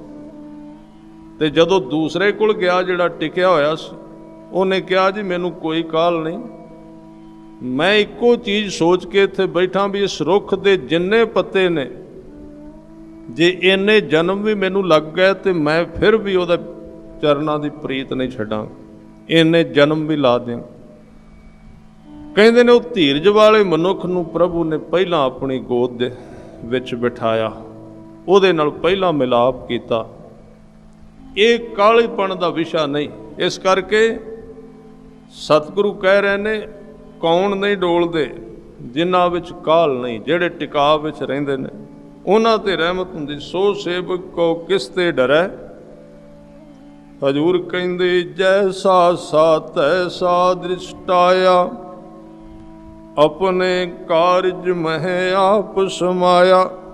ਇਸ ਪੰਕਤੀ ਵੱਲ ਧਿਆਨ ਦੇਣਾ, ਕਿਉਂਕਿ ਹੁਣ ਇਹ ਉਹ ਦਸ਼ਾ ਗੁਰੂ ਅਰਜਨ ਦੇਵ ਜੀ ਕਹਿ ਰਹੇ ਨੇ, ਜਦੋਂ ਇੱਕ ਪ੍ਰਭੂ ਦਾ ਪਿਆਰਾ ਗੁਰਸਿੱਖ ਆਪ ਨਹੀਂ ਕੁਝ ਕਰਦਾ, ਹੁਣ ਪਰਮਾਤਮਾ ਉਹਦੇ ਕੰਮ ਵਿੱਚ ਸਮਾ ਕੇ ਕੰਮ ਕਰਨ ਲੱਗ ਪੈਂਦਾ ਉਹਦੇ ਅੰਦਰ। ਉਹ ਆਪ ਕੁਝ ਨਹੀਂ ਕਰਦਾ, ਉਹ ਇੱਕ ਬੰਸਰੀ ਵਰਗਾ ਹੋ ਗਿਆ, ਇੱਕ ਵਾਜੇ ਵਰਗਾ। ਵਾਜਾ ਵਜਾਉਣ ਵਾਲਾ ਹੋਰ, ਵਾਜਾ ਤੇ ਸਿਰਫ ਵੱਜਦਾ। ਇਹ ਉਹ ਦਸ਼ਾ ਹੈ, ਆਪਣੇ ਕਾਰਜ ਮੈਂ ਆਪ ਸਮਾਇਆ। ਹੁਣ ਉਹਦੇ ਵਿੱਚ ਵਰਤ ਕੇ ਪ੍ਰਭੂ ਆਪ ਕੰਮ ਕਰ ਰਿਹਾ ਹੈ। ਐਸੇ ਲੋਕਾਂ ਦੀ ਉਹ ਖੋਜ ਕਰਦਾ ਰਹਿੰਦਾ, ਜਿਹੜੇ ਲੋਕ ਪ੍ਰਭੂ ਨੂੰ ਆਪਣਾ ਤਨ ਮਨ ਸੌਂਪਣ ਤੇ ਉਹਨਾਂ ਦੀ ਵਰਤੋਂ ਕਰ ਸਕੇ। ਉਹਨਾਂ ਲੋਕਾਂ ਦੇ, ਉਹਨਾਂ ਦੇ ਮਨ ਦੀ ਤੇ ਤਨ ਦੀ, ਤੇ ਬਾਕੀ ਤੇ ਉਹਨੂੰ ਆਪਣੇ ਅੰਦਰ ਹੀ ਨਹੀਂ ਆਉਣ ਦਿੰਦੇ, ਦਰਵਾਜ਼ੇ ਬੰਦ ਕਰਕੇ ਰੱਖਨੇ। ਅਸੀਂ ਆਪਣੇ ਮਨ ਦੇ ਦਰਵਾਜ਼ੇ ਘੁੱਟ ਕੇ ਬੰਦ ਕੀਤੇ ਨੇ। ਨਾਲੇ ਜਿੰਨਾ ਸੌੜਾ ਸਾਡਾ ਮਨ ਹੈ, ਜਿੰਨੀਆਂ ਹੱਦ ਬੰਨੀਆਂ ਵਿੱਚ ਕਲ ਕਲੇਸ਼ ਵਿੱਚ ਸਾਡਾ ਮਨ ਰਹਿੰਦਾ, ਰੱਬ ਉੱਥੇ ਕਿੱਥੇ ਵੜੇਗਾ, ਕਿਵੇਂ ਆਏਗਾ? ਉਹਨੂੰ ਤੇ ਦਰਵਾਜ਼ਾ ਹੀ ਬਹੁਤ ਛੋਟਾ ਕਰ ਦਿੱਤਾ। ਸਾਡੇ ਕੋਲ ਤੇ ਦੂਜਾ ਮਨੁੱਖ ਬਹਿਣ ਲਈ ਤਿਆਰ ਨਹੀਂ, ਤੇ ਰੱਬ ਬਹਿਣ ਲਈ ਕਿਵੇਂ ਤਿਆਰ ਹੋਵੇਗਾ? ਸਾਡਾ ਮਨ ਇੰਨਾ ਸੰਕੀਰਣ ਛੋਟਾ ਹੋ ਚੁੱਕਾ ਹੈ, ਉਹਦੀ ਵਿਸ਼ਾਲਤਾ ਖਤਮ ਹੋ ਚੁੱਕੀ ਹੈ, ਸੜ ਸੁੱਕ ਚੁੱਕਾ ਜੀਵਨ। ਤਾਂ ਫਿਰ ਜਦੋਂ ਗੁਰੂ ਕਿਰਪਾ ਕਰੇ, ਕਿਸੇ ਦੇ ਮਨ ਦੇ ਕਿਵਾੜ ਖੁੱਲ ਜਾਂਦੇ, ਦਰਵਾਜ਼ੇ, ਤੇ ਅਕਾਲ ਪੁਰਖ ਉਹਦੇ ਤੇ ਕਿਰਪਾ ਕਰਦਾ, ਉਹਦੇ ਵਿੱਚ ਵਰਤ ਕੇ ਸਮਾ ਜਾਂਦਾ, ਉਹਦੇ ਕਾਰਜ ਦੇ ਵਿੱਚ ਆਪ ਬਹਿ ਕੇ ਕੰਮ ਕਰਨ ਲੱਗ ਪੈਂਦਾ। ਜੈਸਾ ਸਾ ਤੈਸਾ ਦ੍ਰਿਸ਼ਟਾਇਆ, ਜਿਵੇਂ ਦਾ ਜੀਵਨ ਸੀ ਉਸ ਮਨੁੱਖ ਦਾ ਓਰੀਜਨਲ, ਉਸ ਤਰ੍ਹਾਂ ਦਾ ਦ੍ਰਿਸ਼ਟੀ ਆਉਣ ਲੱਗ ਪਿਆ, ਦਿਸਣ ਲੱਗ ਪਿਆ। ਪ੍ਰਭੂ ਆਪਣੇ ਕਾਰਜ ਵਿੱਚ ਆਪ ਸਮਾ ਕੇ ਉਹਦੇ ਜੀਵਨ ਵਿੱਚ ਕੰਮ ਕਰਨ ਲੱਗ ਪਿਆ। ਹਜ਼ੂਰ ਕਹਿੰਦੇ ਸੋਦਤ ਸੋਦਤ ਸੋਦਤ ਸਿਜਿਆ। 3 ਵਾਰੀ ਸ਼ਬਦ ਵਰਤੇ ਨੇ। ਕਿਸੇ ਚੀਜ਼ ਨੂੰ 3 ਵਾਰੀ ਸਾਫ਼ ਕੀਤਾ ਜਾਏ, ਜਿਵੇਂ ਆਦਮੀ ਹੱਥਾਂ ਨੂੰ 3 ਵਾਰੀ ਧੋਵੇ, ਇੱਕ ਵਾਰੀ ਧੋਏ, ਦੂਸਰੀ ਵਾਰ, ਤੀਸਰੀ ਵਾਰ, ਤੇ ਤੀਸਰੀ ਵਾਰ ਧੋ ਕੇ ਸਿੱਝਿਆ ਦੇ ਅਰਥ ਨੇ ਪੂਰੀ ਤਰ੍ਹਾਂ ਤਸੱਲੀ ਕਰ ਲਵੇ। ਐਸੇ ਜਿਹੜੇ ਗੁਰਮੁਖ ਨੇ ਉਹਨਾਂ ਨੇ ਆਪਣੇ ਜੀਵਨ ਨੂੰ ਸੋਧਿਆ, ਚੰਗੀ ਤਰ੍ਹਾਂ ਮਨ ਨੂੰ ਸੋਧ ਕੇ ਚੰਗੀ ਤਰ੍ਹਾਂ ਪੂਰਾ, ਫਿਰ ਸ਼ੁਰੂ ਤੋਂ ਲੈ ਕੇ ਫਿਰ ਸਾਰਾ ਸੋਧਿਆ, ਫਿਰ ਤੀਜੀ ਵਾਰ ਸੋਧਿਆ, 3 ਵਾਰੀ ਟੈਸਟ ਕੀਤਾ, ਉਹਨੂੰ 3 ਵਾਰੀ ਮੋਹਰਾਂ ਲੱਗੀਆਂ, 3 ਵਾਰੀ ਆਪਣੇ ਮਨ ਨੂੰ ਪੂਰੀ ਤਰ੍ਹਾਂ ਸੋਧ ਕੇ, ਜੀਵਨ ਨੂੰ ਸੋਧ ਕੇ ਫਿਰ ਸਿੱਝਿਆ, ਫਿਰ ਕਹਿੰਦੇ ਨੇ ਪੂਰੀ ਤਰ੍ਹਾਂ ਸਮਝ ਆ ਗਈ ਜੀਵਨ ਦੀ। ਉਸ ਤੋਂ ਬਾਅਦ ਕੀ ਮਿਲਦਾ ਹੈ? ਸਤਿਗੁਰੂ ਗੁਰੂ ਅਰਜਨ ਦੇਵ ਸਾਹਿਬ ਕਹਿੰਦੇ ਗੁਰ ਪ੍ਰਸਾਦ ਤਤ ਸਭ ਬੁਝਿਆ। ਆ ਜਿਹੜੀ ਸਾਰੀ ਸ੍ਰਿਸ਼ਟੀ ਆ, ਜਿਹੜਾ ਸਭ ਕੁਝ ਚੱਲ ਰਿਹਾ ਨਾ, ਇਹਦਾ ਤੱਤ ਕੀ ਹੈ? ਇਹ ਸਾਰਾ ਅਡੰਬਰ ਕਿੱਥੋਂ ਚੱਲਦਾ ਹੈ? ਇਹ ਸੰਸਾਰ ਕੀ ਹੈ? ਇਹ ਇੱਕ ਛੋਟੇ ਜਿਹੇ ਤੱਤ ਤੋਂ ਸਾਰੀ ਖੇਡ ਕਹਿੰਦੇ ਚੱਲ ਰਹੀ। ਨਾਮ ਤਤ ਸਭ ਹੀ ਸਿਰ ਜਾਪੈ, ਬਿਨ ਨਾਵੈ ਦੁੱਖ ਕਾਲ ਸੰਤਾਪੈ। ਉਸ ਤੱਤ ਨੂੰ ਹੱਥ ਪਾ ਲਿਆ ਉਸਨੇ, ਜਿਹੜਾ ਜੀਵਨ ਦੇ ਹਰ ਇੱਕ ਪਹਿਲੂ ਵਿੱਚ ਕੰਮ ਕਰ ਰਿਹਾ ਹੈ, ਹਰ ਇੱਕ ਬ੍ਰਹਿਮੰਡ ਦੇ ਕਾਰਜ ਵਿੱਚ ਉਹੀ ਤੱਤ ਵਿਚਰ ਰਿਹਾ ਹੈ। ਤੇ ਜਦੋਂ ਉਸ ਤੱਤ ਨੂੰ ਬੁੱਝ ਲਿਆ, ਸਾਰਾ ਜੀਵਨ ਬੁੱਝਿਆ ਗਿਆ, ਸਾਰਾ ਜੀਵਨ ਸਮਝ ਵਿੱਚ ਆ ਗਿਆ। ਗੁਰ ਪ੍ਰਸਾਦ, ਗੁਰੂ ਦੀ ਕਿਰਪਾ ਨਾਲ ਸਾਰੇ ਤੱਤ ਨੂੰ ਬੁੱਝ ਲਿਆ। ਹਜੂਰ ਕਹਿੰਦੇ ਜਬ ਦੇਖੋ ਤਬ ਸਭ ਕਿਛ ਮੂਲ। ਮੂਲ ਦਾ ਅਰਥ ਹੈ ਜੜ। ਸਾਰੇ ਸੰਸਾਰ ਦੀ ਜੜ ਦਾ ਪਤਾ ਲੱਗ ਗਿਆ। ਜਿਵੇਂ ਜਿਹੜਾ ਸਿਆਣਾ ਮਕੈਨਿਕ ਹੁੰਦਾ ਹੈ ਨਾ, ਹੁਣ ਜਿਹਨੂੰ ਨਹੀਂ ਪਤਾ ਇੱਕ ਪੱਖਾ ਬੰਦ ਕਰਨਾ ਹੋਵੇ ਤੇ ਸਾਧ ਸੰਗਤ ਕਦੀ ਕਿਸੇ ਬਟਨ ਨੂੰ ਹੱਥ ਪਾਏਗਾ, ਕਦੀ ਕਿਸੇ ਨੂੰ। ਕਿਉਂ? ਉਹਨੂੰ ਉਹਦੀ ਜਾਣਕਾਰੀ ਨਹੀਂ ਕਿ ਇਹਦਾ ਸਾਰਾ LT ਸਿਸਟਮ ਕਿੱਥੇ ਹੈ, ਕਿੱਥੋਂ ਕੰਟਰੋਲ ਹੁੰਦਾ ਸਭ ਕੁਝ। ਪਰ ਜਿਹੜਾ ਉਹਦਾ ਮਾਹਿਰ ਹੈ, ਉਹਨੂੰ ਭੱਜਣ ਦੌੜਨ ਦੀ ਲੋੜ ਨਹੀਂ, ਉਹ ਇੱਕੋ ਸਵਿੱਚ ਤੇ ਹੱਥ ਰੱਖੇਗਾ, ਸਭ ਕੁਝ ਬੰਦ ਕਰ ਦੇਗਾ, ਸਭ ਕੁਝ ਚਲਾ ਦੇ। ਇਸੇ ਤਰ੍ਹਾਂ ਸਾਡੇ ਜੀਵਨ ਦੇ ਵਿੱਚ ਇੱਕ ਕੋਈ ਰਿਮੋਟ ਕੰਟਰੋਲ ਹੈ ਗੁਰੂ ਕੇ ਸ਼ਬਦ ਦੁਆਰਾ, ਜਿਹਨੂੰ ਚਲਾਇਆ ਜਾਂਦਾ ਹੈ, ਜਿੱਥੋਂ ਇਸ ਜੀਵਨ ਦੀਆਂ ਸਾਰੀਆਂ ਕਿਰਿਆਵਾਂ ਨੂੰ ਕੰਟਰੋਲ ਕੀਤਾ ਜਾ ਸਕਦਾ ਹੈ, ਚਲਾਇਆ ਜਾ ਸਕਦਾ ਤੇ ਬੰਦ ਕੀਤਾ ਜਾ ਸਕਦਾ। ਉਹਦੇ ਤੱਕ ਉਸ ਮਨੁੱਖ ਦਾ ਹੱਥ ਪਹੁੰਚ ਜਾਂਦਾ ਹੈ। ਉਹਨੂੰ ਗੁਰੂ ਦੱਸ ਦਿੰਦਾ ਹੈ, ਸਮਝ ਆ ਜਾਂਦੀ ਕਿ ਇਹ ਜੀਵਨ ਕਿਵੇਂ ਚਲਾਉਣਾ, ਕਿਵੇਂ ਵਿਚਰਨਾ ਸੰਸਾਰ ਦੇ ਵਿੱਚ। ਸਾਰੇ ਰਸਤੇ ਆਪਣੇ ਆਪ ਉਹਨੂੰ ਗੁਰੂ ਦੱਸ ਦਿੰਦਾ ਤੇ ਉਹ ਤੱਤ ਨੂੰ ਬੁੱਝ ਲੈਂਦਾ, ਮੂਲ ਨੂੰ ਬੁੱਝ ਲੈਂਦਾ। ਜਬ ਦੇਖੋ, ਗੁਰੂ ਅਰਜਨ ਦੇਵ ਸਾਹਿਬ ਕਹਿੰਦੇ ਨੇ, ਕਹਿੰਦੇ ਮੈਂ ਜਦੋਂ ਵੇਖਣਾ ਸਾਰਿਆਂ ਥਾਵਾਂ ਤੇ ਮੂਲ ਇੱਕੋ ਹੀ ਹੈ, ਤੱਤ ਇੱਕੋ ਹੀ ਕੰਮ ਕਰ ਰਿਹਾ। ਨਾਨਕ ਸੋ ਸੂਖਮ। ਸੂਖਮ ਦਾ ਅਰਥ ਇੱਕ ਦਿਨ ਦਾਸ ਨੇ ਆਪ ਜੀ ਨਾਲ ਕਾਫੀ ਲੰਬਾ ਸਮਾਂ ਕੀਤਾ ਸੀ। ਸੂਖਮ ਦਾ ਅਰਥ ਹੈ ਜਿਹੜਾ ਹੋਵੇ ਤੇ ਦਿਸੇ ਨਾ। ਅਸਥੂਲ ਦਾ ਅਰਥ ਹੈ ਜੋ ਹੋਵੇ ਵੀ ਤੇ ਦਿਸੇ ਵੀ। ਜਿਵੇਂ ਸਾਹਮਣੇ ਲੱਕੜੀ ਹੈ, ਉਹਦਾ ਜਿਹੜਾ ਅਸਥੂਲ ਹਿੱਸਾ ਉਹ ਲੱਕੜ ਹੈ ਸਿਰਫ, ਪਰ ਉਹਦੇ ਵਿੱਚ ਜਿਹੜਾ ਸੂਖਸ਼ਮ ਹਿੱਸਾ, ਉਸ ਲੱਕੜ ਦਾ ਮੂਲ ਤੱਤ ਜਿਹੜਾ ਉਹ ਅਗਨੀ ਹੈ। ਅਗਨੀ ਉਹਦੇ ਵਿੱਚ ਸਮਾਈ ਹੋਈ ਹੈ। ਇਹ ਦੋ ਤੱਤ ਇਕੱਠੇ ਨੇ। ਇਸੇ ਤਰ੍ਹਾਂ ਦਿਸਦੇ ਸੰਸਾਰ ਦੇ ਸੂਖਸ਼ਮ ਤੇ ਅਸਥੂਲ ਤੱਤ ਉਹਨੂੰ ਸਮਝ ਆ ਜਾਂਦੀ ਕਿ ਦੋਵੇਂ ਇੱਕੋ ਤੋਂ ਵਰਤ ਰਹੇ ਨੇ, ਇੱਕ ਹੀ ਉਹਨਾਂ ਦਾ ਕੰਟਰੋਲ ਹੈ।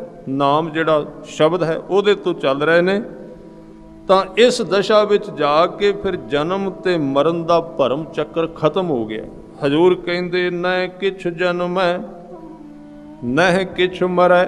ਇਹਦੇ ਅਰਥ ਗੁਰਮੁਖਾਂ ਨੇ ਹੋਰ ਵੀ ਗਹਿਰੇ ਕਰ ਦਿੱਤੇ। ਉਹ ਕਹਿੰਦੇ ਇਸ ਪੰਕਤੀ ਦੇ ਅਰਥ ਇਕੱਲੇ ਸਰੀਰ ਦਾ ਜਨਮ ਤੇ ਮੌਤ ਨਹੀਂ। ਉਹ ਕਹਿੰਦੇ ਨੇ ਮਨੁੱਖ ਦੇ ਮਨ ਦੇ ਬੱਚੇ ਕਈ ਜਨਮ ਲੈਂਦੇ ਨੇ ਤੇ ਕਈ ਮਰਦੇ ਨੇ। ਧਿਆਨ ਦੇਣ, ਸਾਡੇ ਮਨ ਦੇ ਵਿੱਚੋਂ ਜਿੰਨੀਆਂ ਵਿਚਾਰਾਂ ਜਨਮ ਲੈਂਦੀਆਂ ਨੇ, ਉਹ ਇੱਕ ਤਰ੍ਹਾਂ ਦਾ ਜਨਮ ਹੁੰਦਾ ਹੈ। ਵਿਚਾਰ ਨੇ ਜਨਮ ਲਿਆ, ਫਿਰ ਉਹ ਵਿਚਾਰ ਮਰ ਗਈ। ਵਿਚਾਰ ਨੇ ਜਨਮ ਲਿਆ, ਫਿਰ ਉਹ ਮਰ ਗਈ। ਫਿਰ ਜਿੰਨੀਆਂ ਵਿਚਾਰਾਂ ਗਲਤ ਜਨਮ ਲੈਂਦੀਆਂ ਨੇ, ਫਿਰ ਉਹਨਾਂ ਵਿਚਾਰਾਂ ਦਾ ਮੁਰਦਾ ਸਾਡੇ ਮਨ ਵਿੱਚ ਡਿੱਗ ਪੈਂਦਾ, ਫਿਰ ਉਹਦੇ ਵਿੱਚੋਂ ਬਦਬੂ ਆਉਂਦੀ ਹੈ। ਸਾਡੇ ਮਨ ਵਿੱਚ ਪਤਾ ਨਹੀਂ ਕਿੰਨੇ ਕੁ ਵਿਚਾਰਾਂ ਦੇ ਬੱਚੇ ਜਨਮ ਲੈਂਦੇ ਨੇ ਤੇ ਰੋਜ਼ ਨਾਲੋਂ ਨਾਲ ਮਰੀ ਜਾਂਦੇ ਨੇ। ਉਹ ਤੇ ਕਬਰਸਤਾਨ ਹੋ ਜਾਂਦਾ ਤੇ ਮੁਰਦੇ ਇਕੱਠੇ ਹੋ ਜਾਂਦੇ ਵਿਚਾਰਾਂ ਦੇ ਉਹਦੇ ਵਿੱਚ। ਤਾਂ ਪੂਰਾ ਗੁਰੂ ਜਿਹੜਾ ਉਹਦੇ ਵਿੱਚੋਂ ਇਸ ਤਰ੍ਹਾਂ ਦੇ ਵਿਚਾਰਾਂ ਦੇ ਜਨਮ ਮਰਨ ਨੂੰ ਖਤਮ ਕਰ ਦਿੰਦਾ। ਉਹਦੇ ਮਨ ਵਿੱਚੋਂ ਫਿਰ ਕੋਈ ਜਨਮ ਵਿਚਾਰ ਕਦੀ ਜਨਮ ਨਹੀਂ ਲੈਂਦਾ ਤੇ ਮਰਦਾ ਨਹੀਂ। ਤਾਂ ਜੇ ਕੋਈ ਵਿਚਾਰ ਜਨਮ ਲੈਂਦੇ ਵੀ ਨੇ ਉਹ ਪੂਰੇ ਤੰਦਰੁਸਤ ਤਾਕਤਵਰ ਹੁੰਦੇ ਨੇ। ਉਹ ਵਿਚਾਰ ਉਹਦੇ ਜੀਵਨ ਵਿੱਚ ਰਹਿੰਦੇ। ਨਾ ਕਿਛ ਜਨਮ ਹੈ, ਉਹਨੂੰ ਪਤਾ ਲੱਗ ਜਾਂਦਾ ਨਾ ਕੋਈ ਜਨਮ ਨਾ ਮੌਤ, ਨਾ ਕਿਛ ਮਰੈ। ਹਜ਼ੂਰ ਕਹਿੰਦੇ ਆਪਨ ਚਲਿਤ ਆਪ ਹੀ ਕਰੈ। ਇਹ ਤਾਂ ਸਿਰਫ ਉਹਦੇ ਚਲਿਤ ਖੇਡਾਂ ਨੇ, ਉਹਦੇ ਚਲਿੱਤਰ ਨੇ, ਨਾਟਕ ਖੇਡ ਰਿਹਾ ਸੰਸਾਰ ਰੂਪੀ। ਇੰਨੇ ਜੀਵਾਂ ਨੂੰ ਪੈਦਾ ਕਰਕੇ ਆਪਣੇ ਚਲਿੱਤਰ ਦੁਆਰਾ ਖੁਸ਼ ਹੋ ਰਿਹਾ, ਆਨੰਦਿਤ ਹੋ ਰਿਹਾ ਸੰਸਾਰ ਨੂੰ ਚਲਾ ਕੇ। ਇਹ ਤੁਕ ਹਜ਼ੂਰ ਤਾਂ ਕਹਿੰਦੇ ਵੀ ਇਹਦੇ ਵਿੱਚ ਤੂੰ ਬਹੁਤਾ ਸੀਰੀਅਸ ਨਾ ਹੋਵੀਂ, ਬਹੁਤਾ ਚੀਜ਼ਾਂ ਨੂੰ ਫੜੀ ਨਾ, ਤੂੰ ਵੀ ਉਹਨਾਂ ਵਿੱਚ ਇੱਕ, ਉਹਨਾਂ ਸਾਰੇ ਖੇਡ ਦੇ ਵਿੱਚ ਤੂੰ ਵੀ ਇੱਕ ਉਹਦਾ ਹਿੱਸਾ, ਤੂੰ ਆਪਣੀ ਖੇਡ ਖੇਡੀ ਚੱਲ। ਇਸ ਤਰ੍ਹਾਂ ਹਜ਼ੂਰ ਕਹਿੰਦੇ ਆਵਣ ਜਾਵਣ ਦ੍ਰਿਸ਼ਟ ਅਣਦ੍ਰਿਸ਼ਟ। ਆਉਣਾ ਤੇ ਜਾਣਾ ਕੀ ਹੈ, ਜਨਮ ਤੇ ਮੌਤ ਕੀ ਹੈ। ਗੁਰੂ ਸਾਹਿਬ ਇੱਥੇ ਥੋੜ੍ਹਾ ਜਿਹਾ ਦਾ ਇਸ਼ਾਰਾ ਕਰਦੇ ਨੇ, ਕਹਿੰਦੇ ਆਉਣਾ ਜਾਣਾ ਹੋਰ ਕੁਝ ਵੀ ਨਹੀਂ। ਬਸ ਜਦੋਂ ਕਿਸੇ ਦਾ ਜਨਮ ਹੁੰਦਾ ਉਦੋਂ ਸਾਨੂੰ ਉਹ ਦਿਸਣ ਲੱਗ ਪੈਂਦਾ, ਦ੍ਰਿਸ਼ਟੀ ਵਿੱਚ ਆ ਜਾਂਦਾ। ਤੇ ਜਦੋਂ ਉਹਦੀ ਮੌਤ ਹੋ ਜਾਂਦੀ ਉਦੋਂ ਅਨਦ੍ਰਿਸ਼ਟ ਹੋ ਜਾਂਦਾ ਹੈ, ਦ੍ਰਿਸ਼ਟੀ ਤੋਂ ਰਹਿਤ ਹੋ ਜਾਂਦਾ, ਅਨਦ੍ਰਿਸ਼ਟ। ਹੋਰ ਇਹਦੇ ਵਿੱਚ ਕੁਝ ਨਾ ਮੌਤ ਨਾ ਜਨਮ। ਜਦੋਂ ਦਿਸਦਾ ਹੈ ਕੁਝ ਅਸੀਂ ਕਹਿੰਦੇ ਜਨਮ ਹੋ ਗਿਆ, ਤੇ ਜਦੋਂ ਸਾਡੀ ਅੱਖ ਦੀ ਪਕੜ ਤੋਂ ਪਾਸੇ ਹੋ ਜਾਂਦਾ ਹੈ ਅਸੀਂ ਕਹਿੰਦੇ ਹਾਂ ਮੌਤ ਹੋ ਗਈ। ਨਾ ਕਿਸੇ ਦੀ ਮੌਤ ਹੁੰਦੀ ਹੈ, ਨਾ ਕਿਸੇ ਦਾ ਜਨਮ ਹੁੰਦਾ ਹੈ। ਹਜ਼ੂਰ ਕਹਿੰਦੇ ਨੇ ਨੈ ਕਿਛ ਜਨਮੈ ਨੈ ਕਿਛ ਮਰੈ, ਆਵਣ ਜਾਵਣ ਦ੍ਰਿਸ਼ਟ ਅਨਦ੍ਰਿਸ਼ਟ। ਸਾਹਿਬ ਕਹਿੰਦੇ ਆਗਿਆਕਾਰੀ ਧਾਰੀ ਸਭ ਸ੍ਰਿਸ਼ਟ।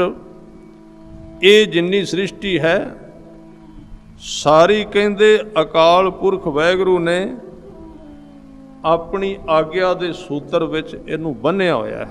ਭਾਵ ਇਸ ਤੋਂ ਕੋਈ ਬਾਹਰ ਨਹੀਂ ਜਾ ਸਕਦਾ। ਇੱਕ ਸੂਤਰ ਵਿੱਚ ਸਾਰੇ ਜੀਵ ਸਾਰੇ ਆਗਿਆ ਵਿੱਚ ਪਰੋਏ ਹੋਏ ਹਨ।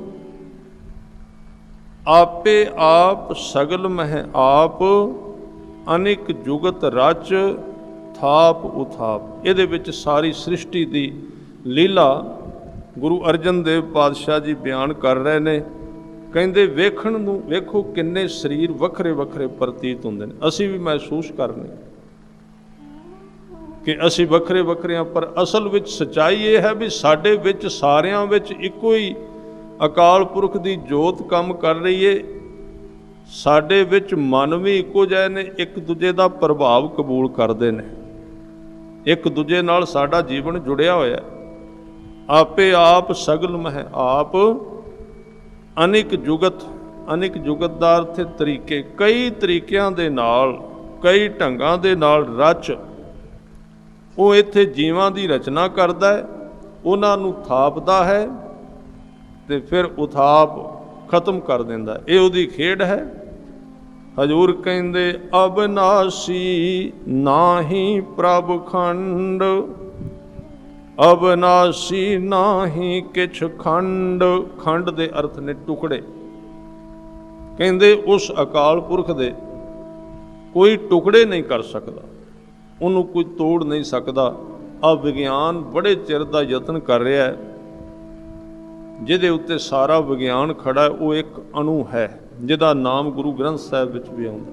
ਉਹ ਅਣੂ ਹੈ, ਛੋਟਾ ਜਿਹਾ ਇੱਕ ਤੱਤ ਹੈ, ਕਿਣਕਾ ਹੈ ਛੋਟਾ ਜਿਹਾ। ਵਿਗਿਆਨ ਬੜੇ ਸਾਲਾਂ ਤੋਂ ਯਤਨ ਕਰ ਰਿਹਾ ਹੈ ਕਿ ਉਹਨੂੰ ਅਸੀਂ ਤੋੜ ਲਈਏ, 2 ਹਿੱਸੇ ਕਰ ਦਈਏ ਜਾਂ 4 ਹਿੱਸੇ ਜਾਂ 6 ਕਰ ਦਈਏ। ਬੜੀ ਵਾਰੀ ਉਹਨਾਂ ਨੇ ਤੋੜਿਆ, ਕਈ ਹਿੱਸੇ ਕੀਤੇ ਨੇ। ਤੇ ਜਦੋਂ ਉਸ ਇੱਕ ਤੱਤ ਦੇ 4 ਹਿੱਸੇ ਕਰ ਦੇਣ ਨਾ, ਤੇ ਸੋਚਦੇ ਨੇ ਜਿਵੇਂ ਇੱਕ ਬੰਦੇ ਦੇ 4 ਟੁਕੜੇ ਕੀਤੇ ਜਾਣ